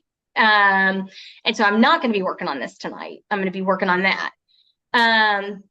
So that was a really big decision. And then, personally, I'm involved in my church, and I wasn't serving. I wasn't giving like I wanted to give of my time. And so I made a decision to start serving. And so in a meaningful way. And so whatever that bigger meaning is for you, right? Whether it's religion, whether it's your health, whether it doesn't really matter. It's like finding something that's not the business, right? That you say, I need to differentiate. And so, those two things of serving for no other reason than just to serve on a weekly basis, and then just dialing back the intensity of time. I just think that it has, and I do both of those things today. So that's 6 years later. Yeah. And I think both of those things just help me keep it all in perspective, right? And it's like, we're doing really big things. We're doing really exciting things. Could we go bankrupt? Absolutely. Are we going to go bankrupt? Probably not. We'll figure it out, and it's kind of just, it's important. It's not heart surgery. Nobody's living or dying based on what Astral does, right? And so I try at the office to be like a servant leader. I try to, if somebody feels like they can't get it done or they're overwhelmed, I really try to jump in and do that with them, because I don't want people to feel like they're on their own, because they're not. We're a team, and we're going to jump in and do it together. And so my goal is that we have a team of people that also are fairly well adjusted and understand that what they do every day is very important, but there are other important things in life, you still draw a line of all-consuming. It can. And so hopefully by not making it all consuming, I've made it not all consuming. And that creates kind of the to your point, like, we're going to take a step back and we're just going to talk. Like, we're going to talk about your studio. We're not going to treat you like a number, because it's not so intense that we can't have a conversation, Right. And so I think and I hope that has also shaped a lot of the relationships we have with brands and with customers. I think if you talk to the brands that we work with and the customers that we serve, they would say, we know they're going to do right by us. We may not like the answer, or it might be, but I think that there's a level of integrity and trust that that just kind of comes from the inside out with our team. And I do hope that that's what makes the difference. So thanks for seeing that. That's awesome. I mean, I love everything you're saying, and I've 10 thoughts immediately. I also resonate with it. I think every entrepreneur, like, it's almost like a rite of passage that as an entrepreneur, you have to either actually burn yourself out, hopefully not, or like get to that line. Get to that point. Because like, just to go back to what you said, sometimes until it's said out loud, it's like having two kids, two young kids, but actually that age, and I understand this uniquely because I have 3 kids and they're all 5 years apart. Yes. So they are in completely different stages of life and what they need. So a 2-year-old and a 12-year-old, same thing. Like, but just, being able to balance that and like turn it off. Cause I think that for me, I can remember talking with a mentor of mine and explaining the feeling of being like, yes, this is like a burnt out feeling that I'm doing a lot, but what I'm actually upset about isn't working hard. It's feeling like I'm working a bunch and not doing good at anything. Right. I'm not the best father.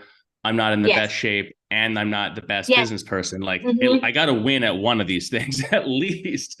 I need one win really, somewhere. Really, all of them, but like, Yes.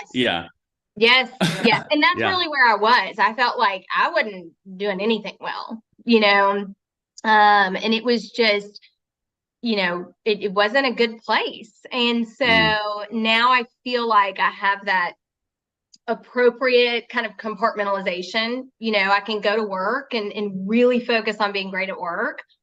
And then I can come home and hopefully really, be a great mom and wife and have that balance, and then, serve at church. And then I just, it works now. And so, I used to look at fitness in a different way, right? And it was about either calorie counting or the scale or the number of classes per week. And it was kind of that intensity, right, of the it's got to be these things. It's got to be these things. And to your earlier point, I'm not getting any younger, and the time keeps getting shorter. And so, I had to realize, it might look like I'm taking some more walks. It might not be that intense class. It might be like, hey, this is what I can get in today. And that's what I'm going to do. And I'm going to, on the whole, I'm going to eat healthy, but I really like Diet Coke and I love McDonald's. And so every now and then, that's what I'm going to do. That's also going to happen. Yeah. That's also going to happen, So I think that I really try to live a balanced life. And I try to lead the organization in a balanced way so that we don't get too hung up on any one thing. And I do think that it's worked well. I think, with any organization, especially how many employees do you have? 25. Oof. Yeah. I mean, so there's like an internal culture that we have to create as well. Yes. And I get to see this coaching firsthand. You go to one business, and even places that have multi-location, like that's even more important then, where if you've got a really strong, positive internal culture driven towards everyone's kind of driving towards the same thing, what you're able to accomplish is great. Or if you have, not even negative culture, but if it's just disjointed or like someone isn't leading in the right way. Yeah. I'm curious about sort of about church and sort of your spirituality and how that plays into business as well, because clearly, as much as we try to compartmentalize things from a practical sense, my spirituality influences my business, and my business influences my personal life, like it's all attached. You can't totally dissociate those things. So is that something that, do you feel like it has a specific impact in the business for you personally? Like it has a impact on me. And so because I have an impact on the business, I would say that yes, it does have an impact on the business. What I can tell you is that, selling leggings is not entirely spiritual. And, an organized warehouse isn't exactly spiritual. And so I would say that, from a task standpoint and from an employee standpoint, certainly there is no, expectation or whatever. But I cannot deny that my faith and my spirituality, it dictates who I am as a person. And so then, like you said, as a leader, what I hope that I carry through to the business is really a commitment to kind of truth and grace. I think sometimes we can be all grace or all truth. And, I think, I have a biblical worldview, and of that, I believe that we need to have truth and grace. And so I think I carry that into the business, and that comes into having difficult conversations, and saying, hey, obviously we're going to give you grace here, but this is something that needs to be addressed or wasn't okay, or we've got to get in check. I think from a culture standpoint, I'm probably more sensitive to things that are just because of maybe my worldview and my personal faith. I know it was just kind of a funk a few years ago, and there was a lot of chatter, and I felt like there was some backstabbing and this and that. And it wasn't quite a Jerry Maguire moment, but it was close. I called everybody together, and I just was like, y'all, this is not how we are going to treat each other. It is just not, it's not how I treat people personally. And I get to own this business, and I get to decide. This is not how we're not going to operate this way. And if you don't like it, you can go somewhere else, and so I think to that extent, when I worked at a very large corporation, obviously, nothing like that is going to happen, because it's not connected to any kind of faith base. And so it's certainly a limit that I respect, Josh. I would not want anyone to come to our business and feel uncomfortable at all because of, my faith, or even necessarily see that or pick up on that. But I do think it impacts it because it's so important to me. And it dictates how I spend my time. Every Wednesday night, I'm at church for 3 hours, and that means that, that's a chunk of time, and it's very Yeah. important to me. And what's awesome though is, Wednesday smack in the middle of the week, and I feel like every Wednesday night I get that good reminder that like it's bigger. There are bigger things in this world than leggings or the contract or the revenue or the loss or whatever that is. And so I would say that, my faith is critical to who I am as a person, and then by extension, how the company is led with me at the lead. I mean, it feels like what I'm hearing you say, this is also like a motivator for you, or keeps you personally grounded. Yes. Part of the nature of my question I find really fascinating. And yeah, I think that if people choose to run a business with an outwardly facing spiritual belief system, that's their prerogative. Right. That's not what I saw when I was there, but that aside, right. The thing that I always think about is entrepreneurship is like this weird testing ground. It's very yogic. It's very like you're going through your entrepreneurial journey, and it's going to force you to grow as an individual in ways that you probably don't even anticipate. Yes. So in the hardest moments, it's like having a personal, deeper, spiritual, ethical, value core system has been something that I've personally needed. And I've had tragedy in my life in a few instances. And those are the moments where it's like, you can't go looking for it then. Right. And I think as an entrepreneur as well, tragedy will find you. Maybe tragedy is too much drama of a word, but like, you can have some pretty dark times. Or maybe not. You can have some pretty dark times. And I think, Josh, what you're really referring to is, I don't find my value in the business, the success or the failure of the business, because I find my value as a child of God and with my faith. And so I think, to your point, if I didn't find my value there, right, where am I finding it? And so then when you're not hitting numbers, or when you're like, wow, I've got a lot of debt, or when you're like, wow, we can't get access to like, you can start to find your value in the business. And I've been there, right? Yeah. And that makes it's just too personal at that point when you're finding your value. But if you're not finding your value elsewhere, and I think the other thing too that keeps it in perspective to me is that because of my faith, I understand that, it says our life is just a vapor, we are vapor, right? And it's going to go. And so my faith and serving also kind of grounds me in the fact that I am working on something that will have a generational impact, right? These leggings, I just don't entirely think they're going to have a generational impact. Maybe they will. Right. Maybe I'll be shocked. I don't know. I certainly am not hanging my hat on that for like my sense of who I am and what's important. And, when it all comes down, the impact I want to have on people. Right. If I can make your studio retail kill it, like that is amazing. Right. But separately, there's a bigger purpose. And so it really is critical, I think, to me personally, just to keep me grounded and keep it in its right place, and not get too hung up on that stuff.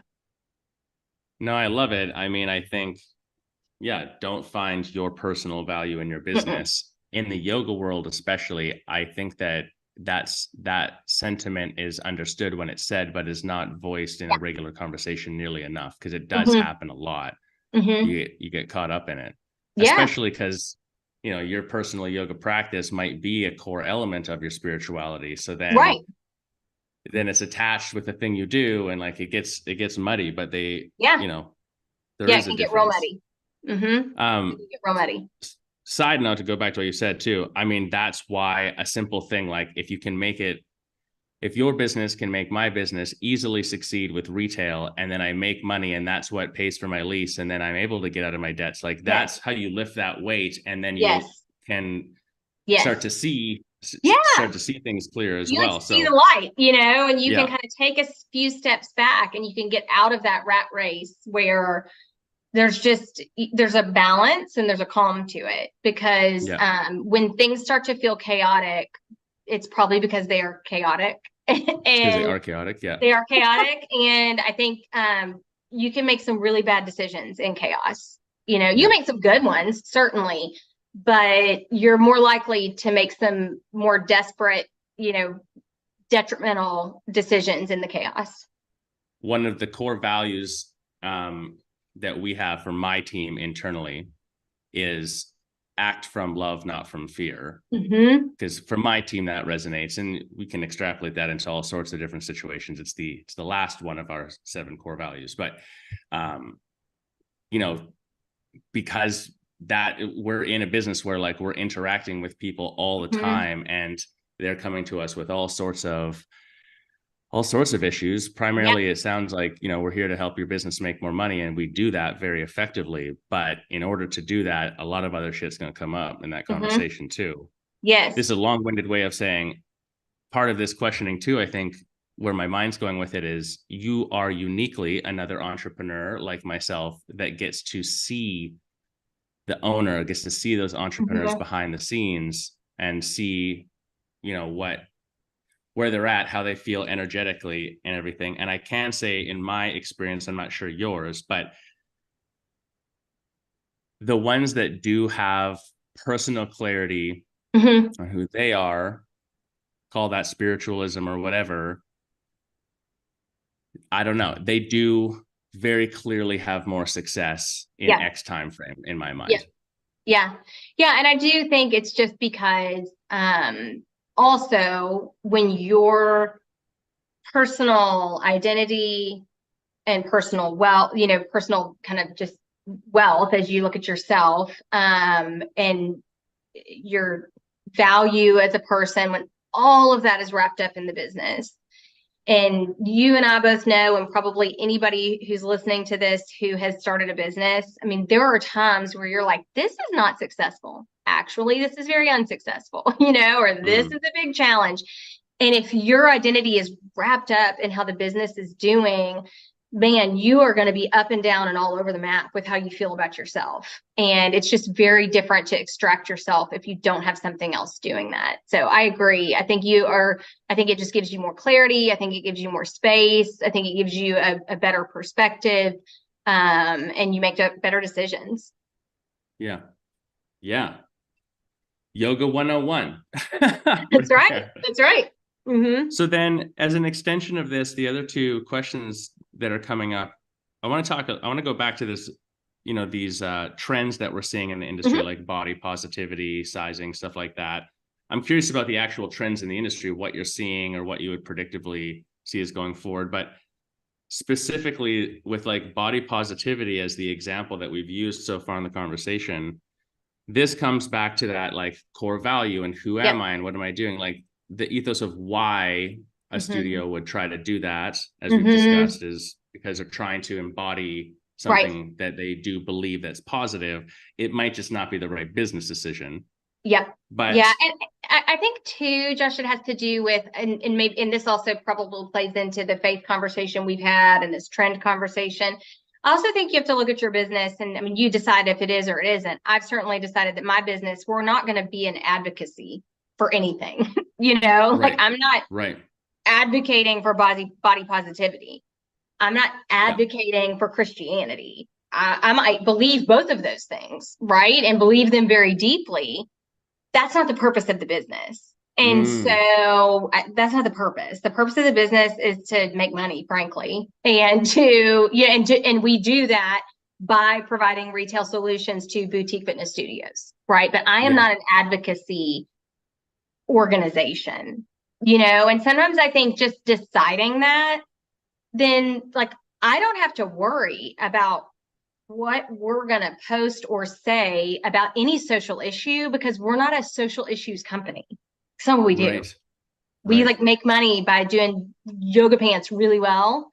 And I'm not going to be distracted. I'm not going to be baited. I'm not going to be pushed in a corner because and I'm not saying that I'm saying these things internally to, I'm advocating internally but we're not going to post that on social media. It's just, we're not a place for advocacy of anything.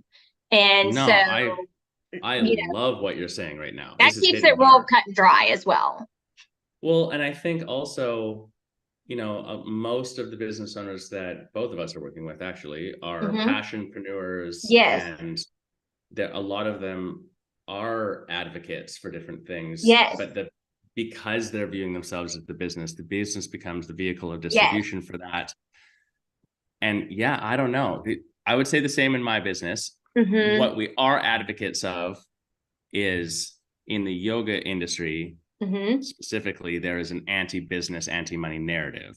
Mm-hmm. So I am an advocate of no, it's Right. business Right. and it needs to be profitable, and Right. it needs to be reciprocal in its pay for you. Yep. And you should have we would call it an ethically affluent lifestyle. Sure. That's Mm-hmm. the whole point. So I'm an advocate of that, but that's Sure. like literally what our business does. That's what your business does. Right. I love what you're saying. I think that it's so easy for a small business to get caught up in this shit and try to be advocates for whatever. And Yes. it's like, that's just, I'm coming to your business to buy leggings. You're coming to my Right. business to do coaching. I'm going to a bar class because I want to That's right. make my butt hurt for 5 days afterwards. Man, the That's last bar right. class I took, I got to tell you, It's intense. Yeah, it's really it's effective. But yeah, really intense. we can, I think, the purpose of this discussion is to have that broader discussion and we can talk about it and all of those things. So I think it's also like, I'm not saying that somebody can't discuss something that they're passionate about or something that's important to them, but I do think you have to draw the line and say it, or you don't draw the line, but then you have to be really realistic about the business implications of those positions, Yeah. because if you're going to attach yourself and your worldview and those beliefs to your business, and now all of a sudden your business has been personified, and now your business has a position on politics, religion, vaccinations, like you name it, Yeah. right? Pick one. There's a Pick million. it. Yeah. Pick it. I don't care what it is, but it's like, if you're going to make the decision to talk about that and do that as a business, then you name it and claim it, right? You got to be ready for what's coming, and you can't whine about it when Name it and people claim it. stop coming, or you can't, because you've made that decision. So I think that's probably a delimiter that I have. My faith is very important to me personally, but from a business perspective, we're not a faith-based business. That's not something that we advocate for. And I would make that same claim on any of those things I just named, or the laundry list of things you could ask me about, Well, an interesting marketing conversation that I had recently with a few people was around this. I think there was an article that we read, and the article was saying that the purpose of a brand and marketing for your brand is to create a relationship with your customers. Mm-hmm. And I was debating the point that, like, that's bullshit.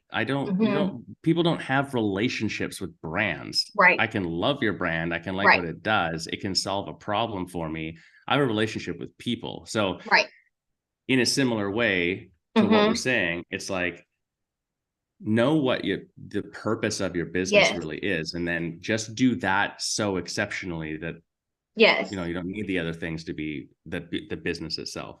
Yes. All right, I want to bring us back to, just as we're getting cooler towards the end of time here, what are we seeing for trends? Like, I think about Lululemon and how they literally changed the way they sewed the crotch of a spandex pant, and that became whatever billion-dollar company or whatever it is now, right? Like, it really did. And also at the time, I lived in Vancouver, BC, where Lululemon is from.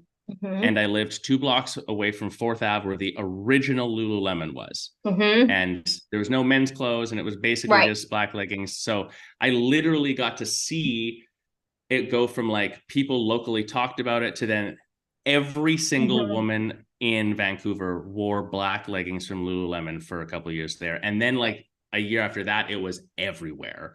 And of course, they expanded to many other things. It literally shaped the boutique fitness wellness industry in some Mm-hmm. ways. Like it Yes. actually changed the course of things. So I find that fascinating Mm-hmm. that some spandex pants with a new Right. sew in them. Like, Right. It's whoa. crazy. Yes. So what are we seeing now for trends? Even like, I don't know, just in general in trends. I'll let Yep. you go at it however you want to take that. Yeah. I would say that the biggest trends that we see and we see in our numbers, right, and we're looking at and trying to capitalize on, frankly, is just the lifestyle component, because Mm, it went from the technical, right? And so what's yep. also interesting about those like now ubiquitous black leggings, right, is it is phenomenal to work out in. And so it is a purpose built product. But it's also then transitioned over to fashion and just kind of a functional staple of most women's wardrobe. You know, Yeah. it's not really, do you have a pair of black leggings? It's how many pair of black leggings do you have? You know, That's so true. and you have your favorite pair, and even though they're all the same and whatever. And so there's that. And so then I think that you're right, that launched into more technical and just a greater variety and more brands providing different bras, different tanks, you know, and different leggings, right? And then we've seen the introduction of product that we've already discussed today is actually really good product at an opening price point that you can Mm, find on Amazon. And so now I think we're kind of seeing, okay, well, then we're going to focus on the studio to street, you know, the overwear that you can throw on and you wear it all day long. And when you get to the gym, you take it off to do class and then you put it back on and wear it all day long. right. Where it gets And really that's kind of just to interject, Mhm. is that also I'm the word is lost on me right now, but like that's the next phase in the fitness fashion, like Athleisure. Yes. athleisure. Thank you. That's the word I'm Hmm. looking for. It's like Hmm. the next step in Yep. that And progression. we call it internally lifestyle. And Yeah. so when we're looking at our segments of products, you know, we'll have our active and we have lifestyle. And we are seeing a need in our inventory to increase the lifestyle product that we have. I was going to Um, ask. Yeah. yeah, because it's also, I think it does have a heavier fashion element to it. It's not becoming so easy to get on Amazon. I'm not saying you can't get it on Amazon, but I think it still holds a bit of the boutique element. And I think people look at it as a better value for their dollar, right? Because Mm, it is a piece of like clothing, not yeah. necessarily, you know, just the tank top or whatever. And so that's really what we're seeing is an increased adoption by clients for the lifestyle category. And so that's where we're looking at our investment. And then really it's kind of finding that magical mix of the lifestyle that people love and they want, but it's in the right price point. But I think lifestyle is kind of the next wave that we're seeing Yeah. I mean, clearly it's already here, but this here. is if that wave is gaining momentum. That's really fascinating to me because I did have the question written down: casual versus practical, but to Hmm. your point, lifestyle Hmm. versus technical. Yep.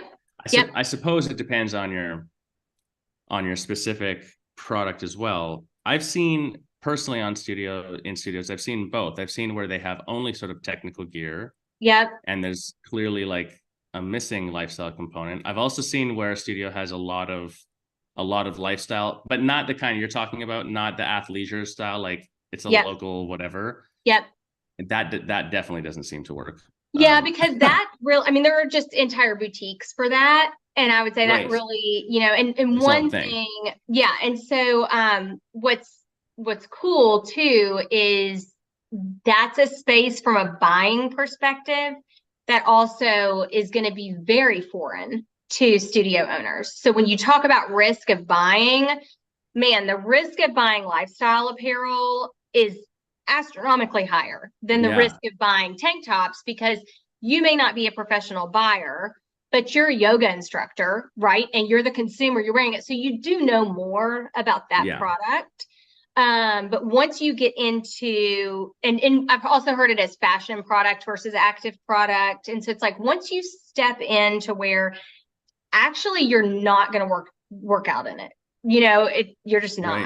Right. Once you get Yeah. If you're into buying that realm, most of the spiritual shirts, the spiritual gangster shirts, like that's totally lifestyle. They yes, always have been, but I mean, yes, but they're yes, also specific to boutique fitness. Like they do yes, some, yeah, yes. But then interesting. too, when you specifically look at things that are like long sleeve, you know, or a sweatshirt, a hoodie, Mm, no one's doing yoga in that, and they're not even going to pretend to. So then it's purely this lifestyle, casual fashion segment.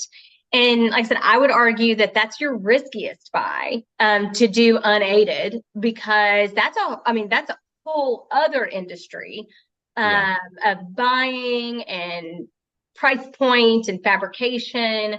So that is certainly something that, that we are seeing. We are investing more in it. It has also driven us. You asked earlier about how we choose brands. We're choosing brands today like Z Supply that we would not have chosen 2 years ago, because people aren't going to associate Z Supply with athletic apparel. And now we're saying, yeah, that's actually the point. We need Mm. this lifestyle. We need this, other element. And so that is definitely how we choose brands, is kind of what's needed.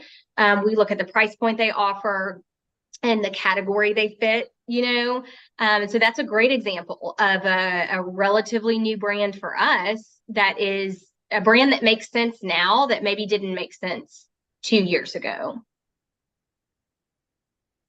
Yeah, I mean, part of what you're speaking to, after 8 years in the business, you've seen trends come and Mm-hmm. go.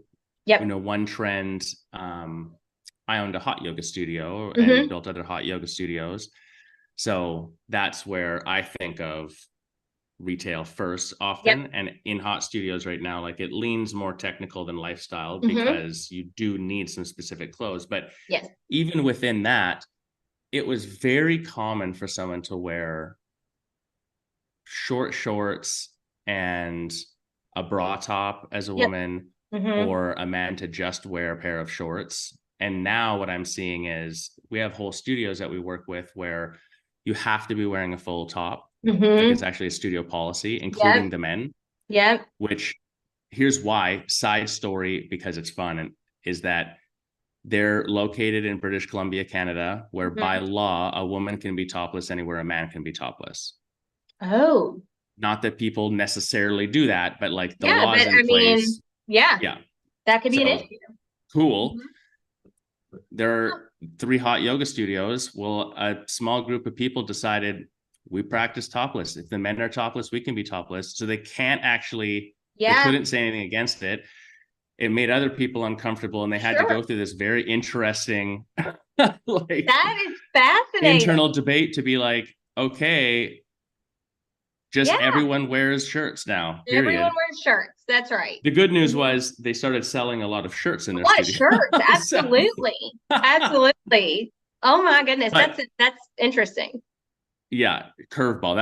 There's some weird Yeah. stuff I've seen out there. But whatever. That aside, what the trend of like less clothing to more clothing, even now, is Hmm. much more common that someone wears capris or Hmm. leggings and a more Yep. full top, or like Yep. barely anyone's doing this smaller Right. clothing anymore. So Right. that trend shift I've definitely seen. Yes. Yes. And what's interesting though, too, and I always think about the crop top, and it's been years ago when that really, it came up, but what was so cool to see the impact of our stylist on a studio is, a studio would say on multiple occasions when that was all coming out, and they would say, our clients don't wear crop tops, so we don't want to buy any crop tops because our clients don't wear crop tops. And what our stylist would always say is like, well, you probably have a client that is never shopping with you because you don't have crop tops, and Mm, because, and also they said, if you're gonna claim to be this on-trend retailer, like you got to at least have the crop top hanging. Let's put that in your 15 to 20% that we know isn't going to sell anyway, and it might surprise us. But it is very important from a trend just element that you have the trendy things, and you have the trendy brands. And that's another benefit of buying from us, where you can get the trendy things and not spend $1,500 on it. You can buy like 2 crop tops so that you can hang them on the wall and check the box on the trend watch. Right, but you don't have to have that minimum. That's right. Whether it's a brand or style or whatever. But yes, I would say that we are seeing, and I think overall in our culture, we're seeing a more casual approach to everything. You're seeing, in Congress, they've just changed the dress code, for crying out loud, so it's like, it's happening where in our culture, things are becoming more casual. And so it's kind of coming down to meet us at the studio level, where for us, it's getting a little more elevated to go into lifestyle. Right. But it does create another revenue opportunity, I think, for studios to participate in the actual fashion market and not just studio apparel. So I think it's a great opportunity for studios. But like I said, it also can be highly risky because it's a different buy. But we can help you with that. Yeah. Well, you guys take so much of the risk out of it. That you're not going to get totally stuck. That's right. With that being lost. That's Are there right. any trends? Are there any trends that you're seeing or have seen recently that you would say to avoid, like trends that are happening but aren't necessarily positive impact on things? I think that we're seeing, and I can't say that it's a negative positive impact thing, but we are seeing some consolidation in the market, where you've got, it used to be that even in some of the franchise organizations, they weren't that entirely different than an independent yoga studio that you might serve, because they're still independent, right? We're seeing a lot of consolidation in the franchise market, where it used to be kind of a one-to-one ownership, and maybe you would have somebody that owned 2 studios. And now we're seeing that even though it's a franchise organization, maybe there's 10 studios with one owner, or 12 studios with one owner, you name it. And so we are seeing that as a trend. And while I think that trend, I think for the people who are participating in it, I think it does open up some opportunities for economies of scale and, some efficiencies and things of that nature. What I think it does for the kind of population that you serve most directly is I think it gives you greater differentiation, right? Because you're not consolidated, right? You do have the opportunity to have a more meaningful owner-based relationship with the clients. And so that's obviously less of a, the fashion trend, but it is something that we're seeing in the market in a pretty big way. Is consolidation in some of the franchise organizations. That's interesting because, yes, I think behind the scenes, I work also consulting for a lot of tech companies mostly that are looking at this industry. And I have a unique position of being able to bridge the gap between what's happening on the ground versus how they're using programming, right? So so that's where the consulting comes in. But even there, now it's like we're getting hired by a platform that it used to be they'd say, hey, we have this one platform that does this one thing for a yoga studio, for boutique fitness. Now it's a company that owns 20 of them is coming and saying, we want you to look across the board on these and tell me there's value in this versus that, or how does this work, whatever. So and I think it can seem very sexy and very appealing to think about if you're an independent studio owner to franchise and to get your, to do all of those things. And that would be one of those things when you ask what to avoid, right? I'm not necessarily saying avoid that. I am saying like there's a pretty well-defined market out there for that. And it works pretty well, right? And I think it's owned at this point by really big money too. Really big money, right? And so I always think you also have to look at how hard is it going to be to compete against the list of competitors. that's a pretty hard one to compete against, I think. And that's not a reason not to do it. I do think it's very important to consider it, right? And to say, okay, what am I going to be up against? It's a bit like our decision to say, yeah, we're going to provide the core apparel because it makes sense. It's a natural extension of something we're already doing that makes a ton of sense for our business. I'm not trying to go out there and compete with Spiritual Gangster. Like they do a much better job at that manufacturing than we would do in the marketing and all that. So that would be just a trend I'm seeing from just a business structure standpoint, that I'm seeing the franchising is even consolidating down at the franchise level. And I do think that it provides an opportunity for independent studios to really own that independence and the one-on-one relationships and the community element. But I think it's probably now a bigger risk for somebody to start franchising because it's just going to be tougher, I think.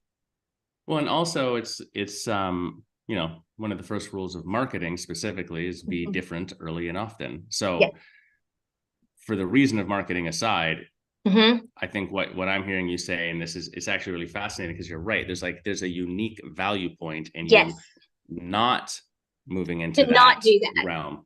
Yeah. To like keep your own more individual, even if it's not individual location, but more individual style brand. Yes. And that's inclusive of, you go into, I think of a yoga brand, a yoga franchise that I consult for, both on the studio level and on the franchise level. And all of the studios have their branded gear, and because they have to. So that's cool from that brand sense of things. But then one of the things that we called out was that because it was required, they all have the branded gear, and then some of them don't have the space to have a bunch of other gear. So then it was just the branded gear, but the yoga studio across the street could have the more expansive other brands, and then that boutique outperforms. So yes. Well, and once you tell somebody they have to do it, the first thing they want to do is not do it. So there's a whole, it's like kids, and all of us, it's human nature. So yeah, but that's a very big trend, and it is shaping some of how we do business, because now we're catering some of our services to these kind of, consolidated franchise owners.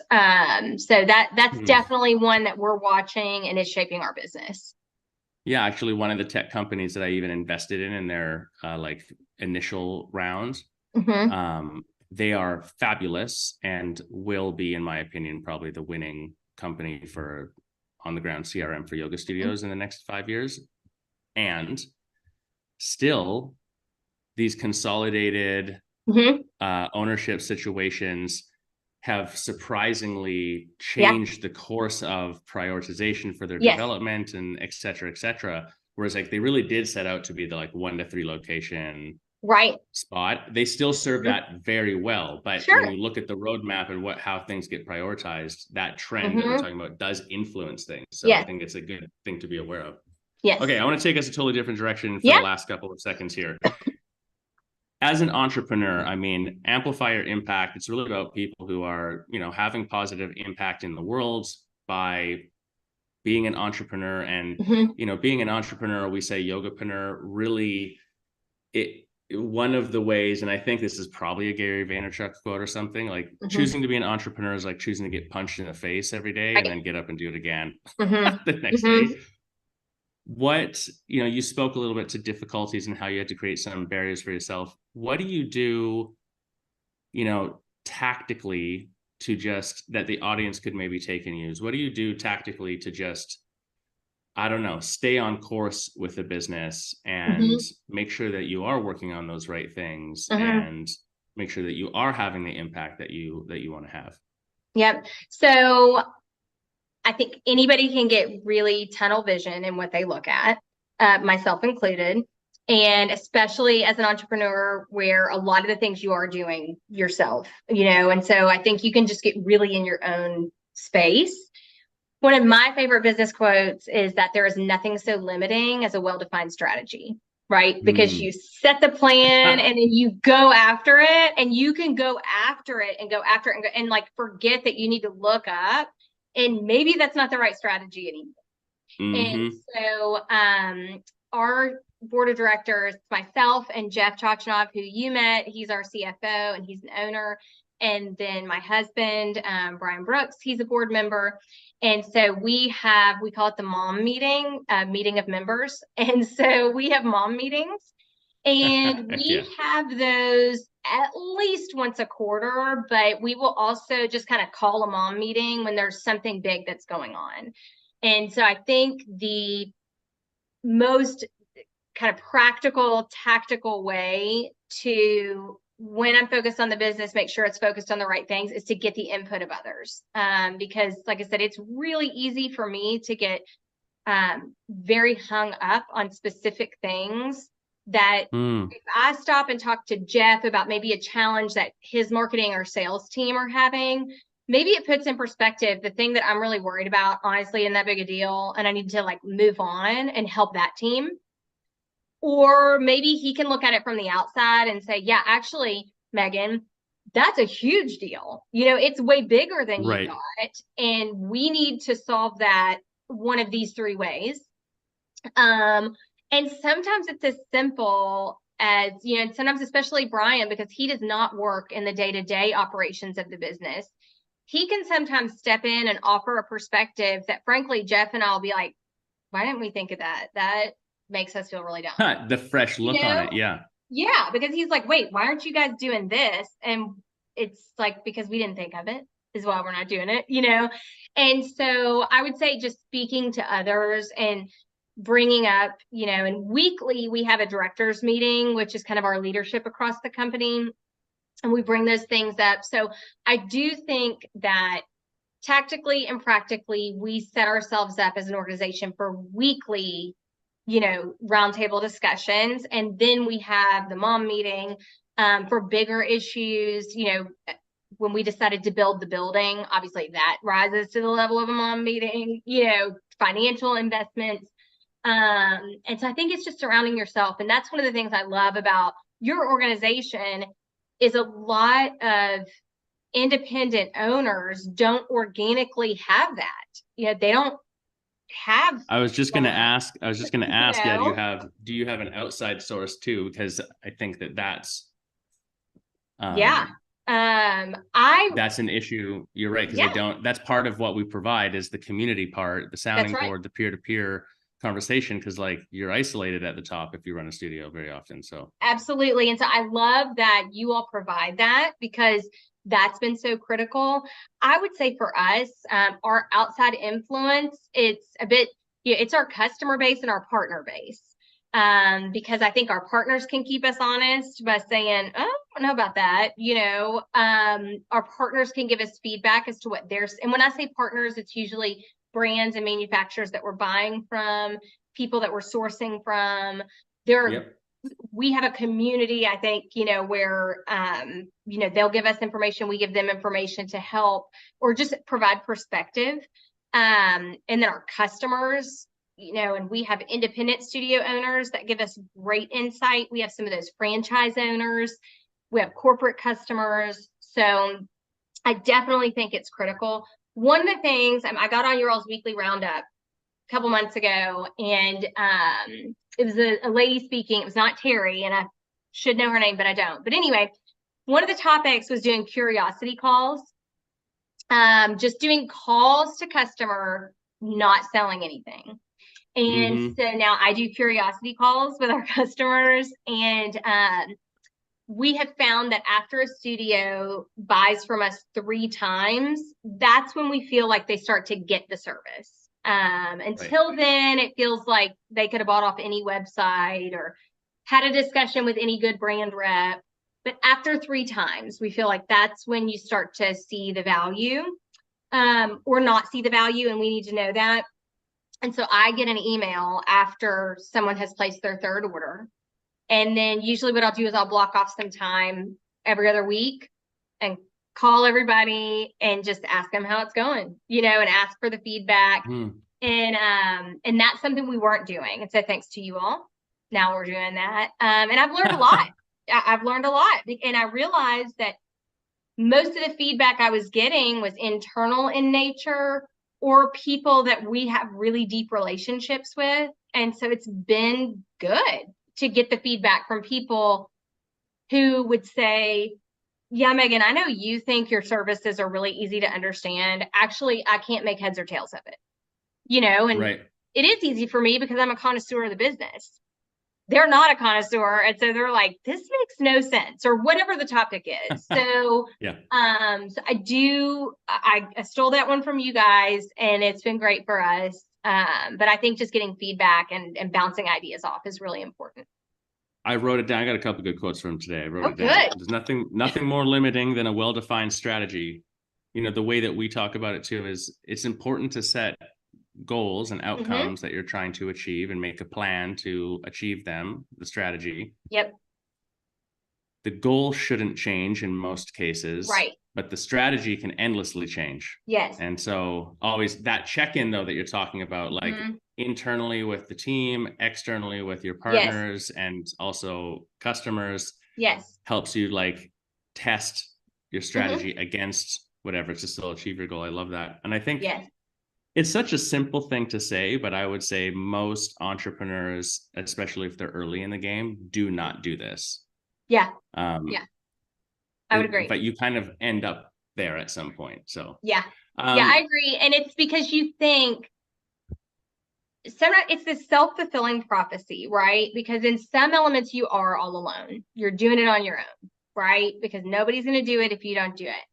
But then sometimes it can almost become like, in my opinion, it's like my favorite sin to pretend like I can control things, and I really love it. I like nurture that sin. I go to it all the time, the independence.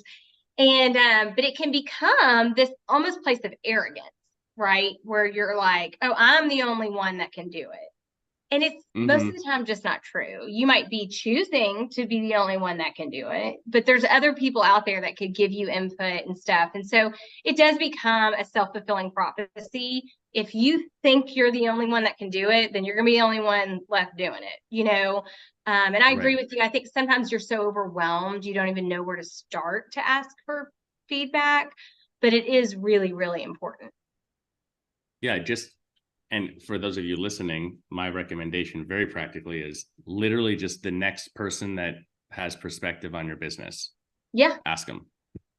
Yeah. And it doesn't mean what they're going to say is going to be valuable and you follow it either. Right. Oh, totally. Yeah, it might be terrible advice or make no sense, but at minimum, you're going to think about it. And then you would have to go through the process in your head of why is that terrible advice? And then it might validate something that you're already doing. So it would be valuable.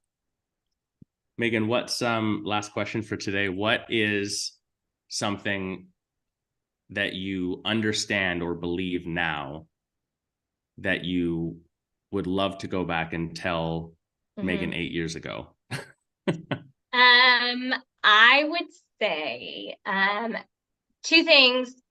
The success of the business is not necessarily a reflection of how hard you've worked, right? And also that there's a lot of luck involved. There's a whole lot of luck. And I think I have been very humbled. Megan 8 years ago probably thought, well, this is going to be so successful because I'm going to work really hard and have a good idea, right? And I think now I just know that a whole lot of luck goes into it, and there can be some big wins that you didn't have anything to do with. There can be some big losses that you had everything to do with, and both of those are going to balance out. But now I think I just have a whole new respect for business in general, but specifically small business. And if I see a small business that has failed, I just, my heart goes out to them because I know how hard it is. And they maybe did all the right things, but something didn't go their way, or there was a policy change, or there was a pandemic, or there was something that just didn't go right that was out of their control. But I think you have to be humble enough and kind of wary enough to know that luck has a lot to do with it. And so all you can control is what you can control, and just be ready to roll with the rest of it. I love that. I feel like people don't want, in the entrepreneurial world and the promotion of the hustle and grind culture and etc. That's right. there's this idea of make your own luck, Right.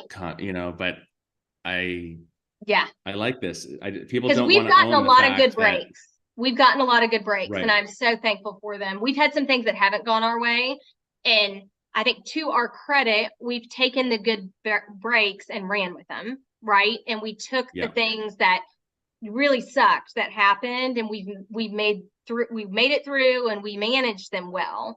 So I'm certainly not taking away that we made good decisions and we handled them well, but there's been a lot of luck involved. I love it. I think we could keep going all afternoon, Yeah. honestly. So we'll have to do another round at some point here. It's been really fun to chat with you. I'm very fascinated about the business, who you serve, how it's formulated, how much growth you guys have had. And obviously, you're a very inspiring leader as well. So I hope that everyone listening was able to pick up on that as well. How do people get in touch with you? How do they learn more about Astral? How do they talk with Megan? How do they? So I am really not on social media.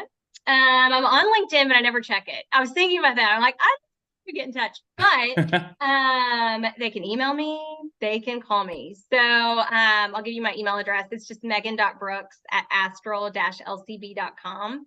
I'm happy to be reached that way. Our website is astral.services, and if you go there, you'll see a little button that'll say request account access, and that'll get you in touch with one of our stylists. And then we are astral.showroom on Instagram, so you can follow the business there. But I would love to hear from anybody who has any advice or anything that we could help with. I love it. Go check out Astral. Definitely, their website is very user-friendly, in my opinion. Certainly, if you are someone looking to be moving retail, these are the people to be working with, and they're there to help you out. So we get started. Megan, thank you so much for coming on. I really appreciate it. Thank you. And yeah, we'll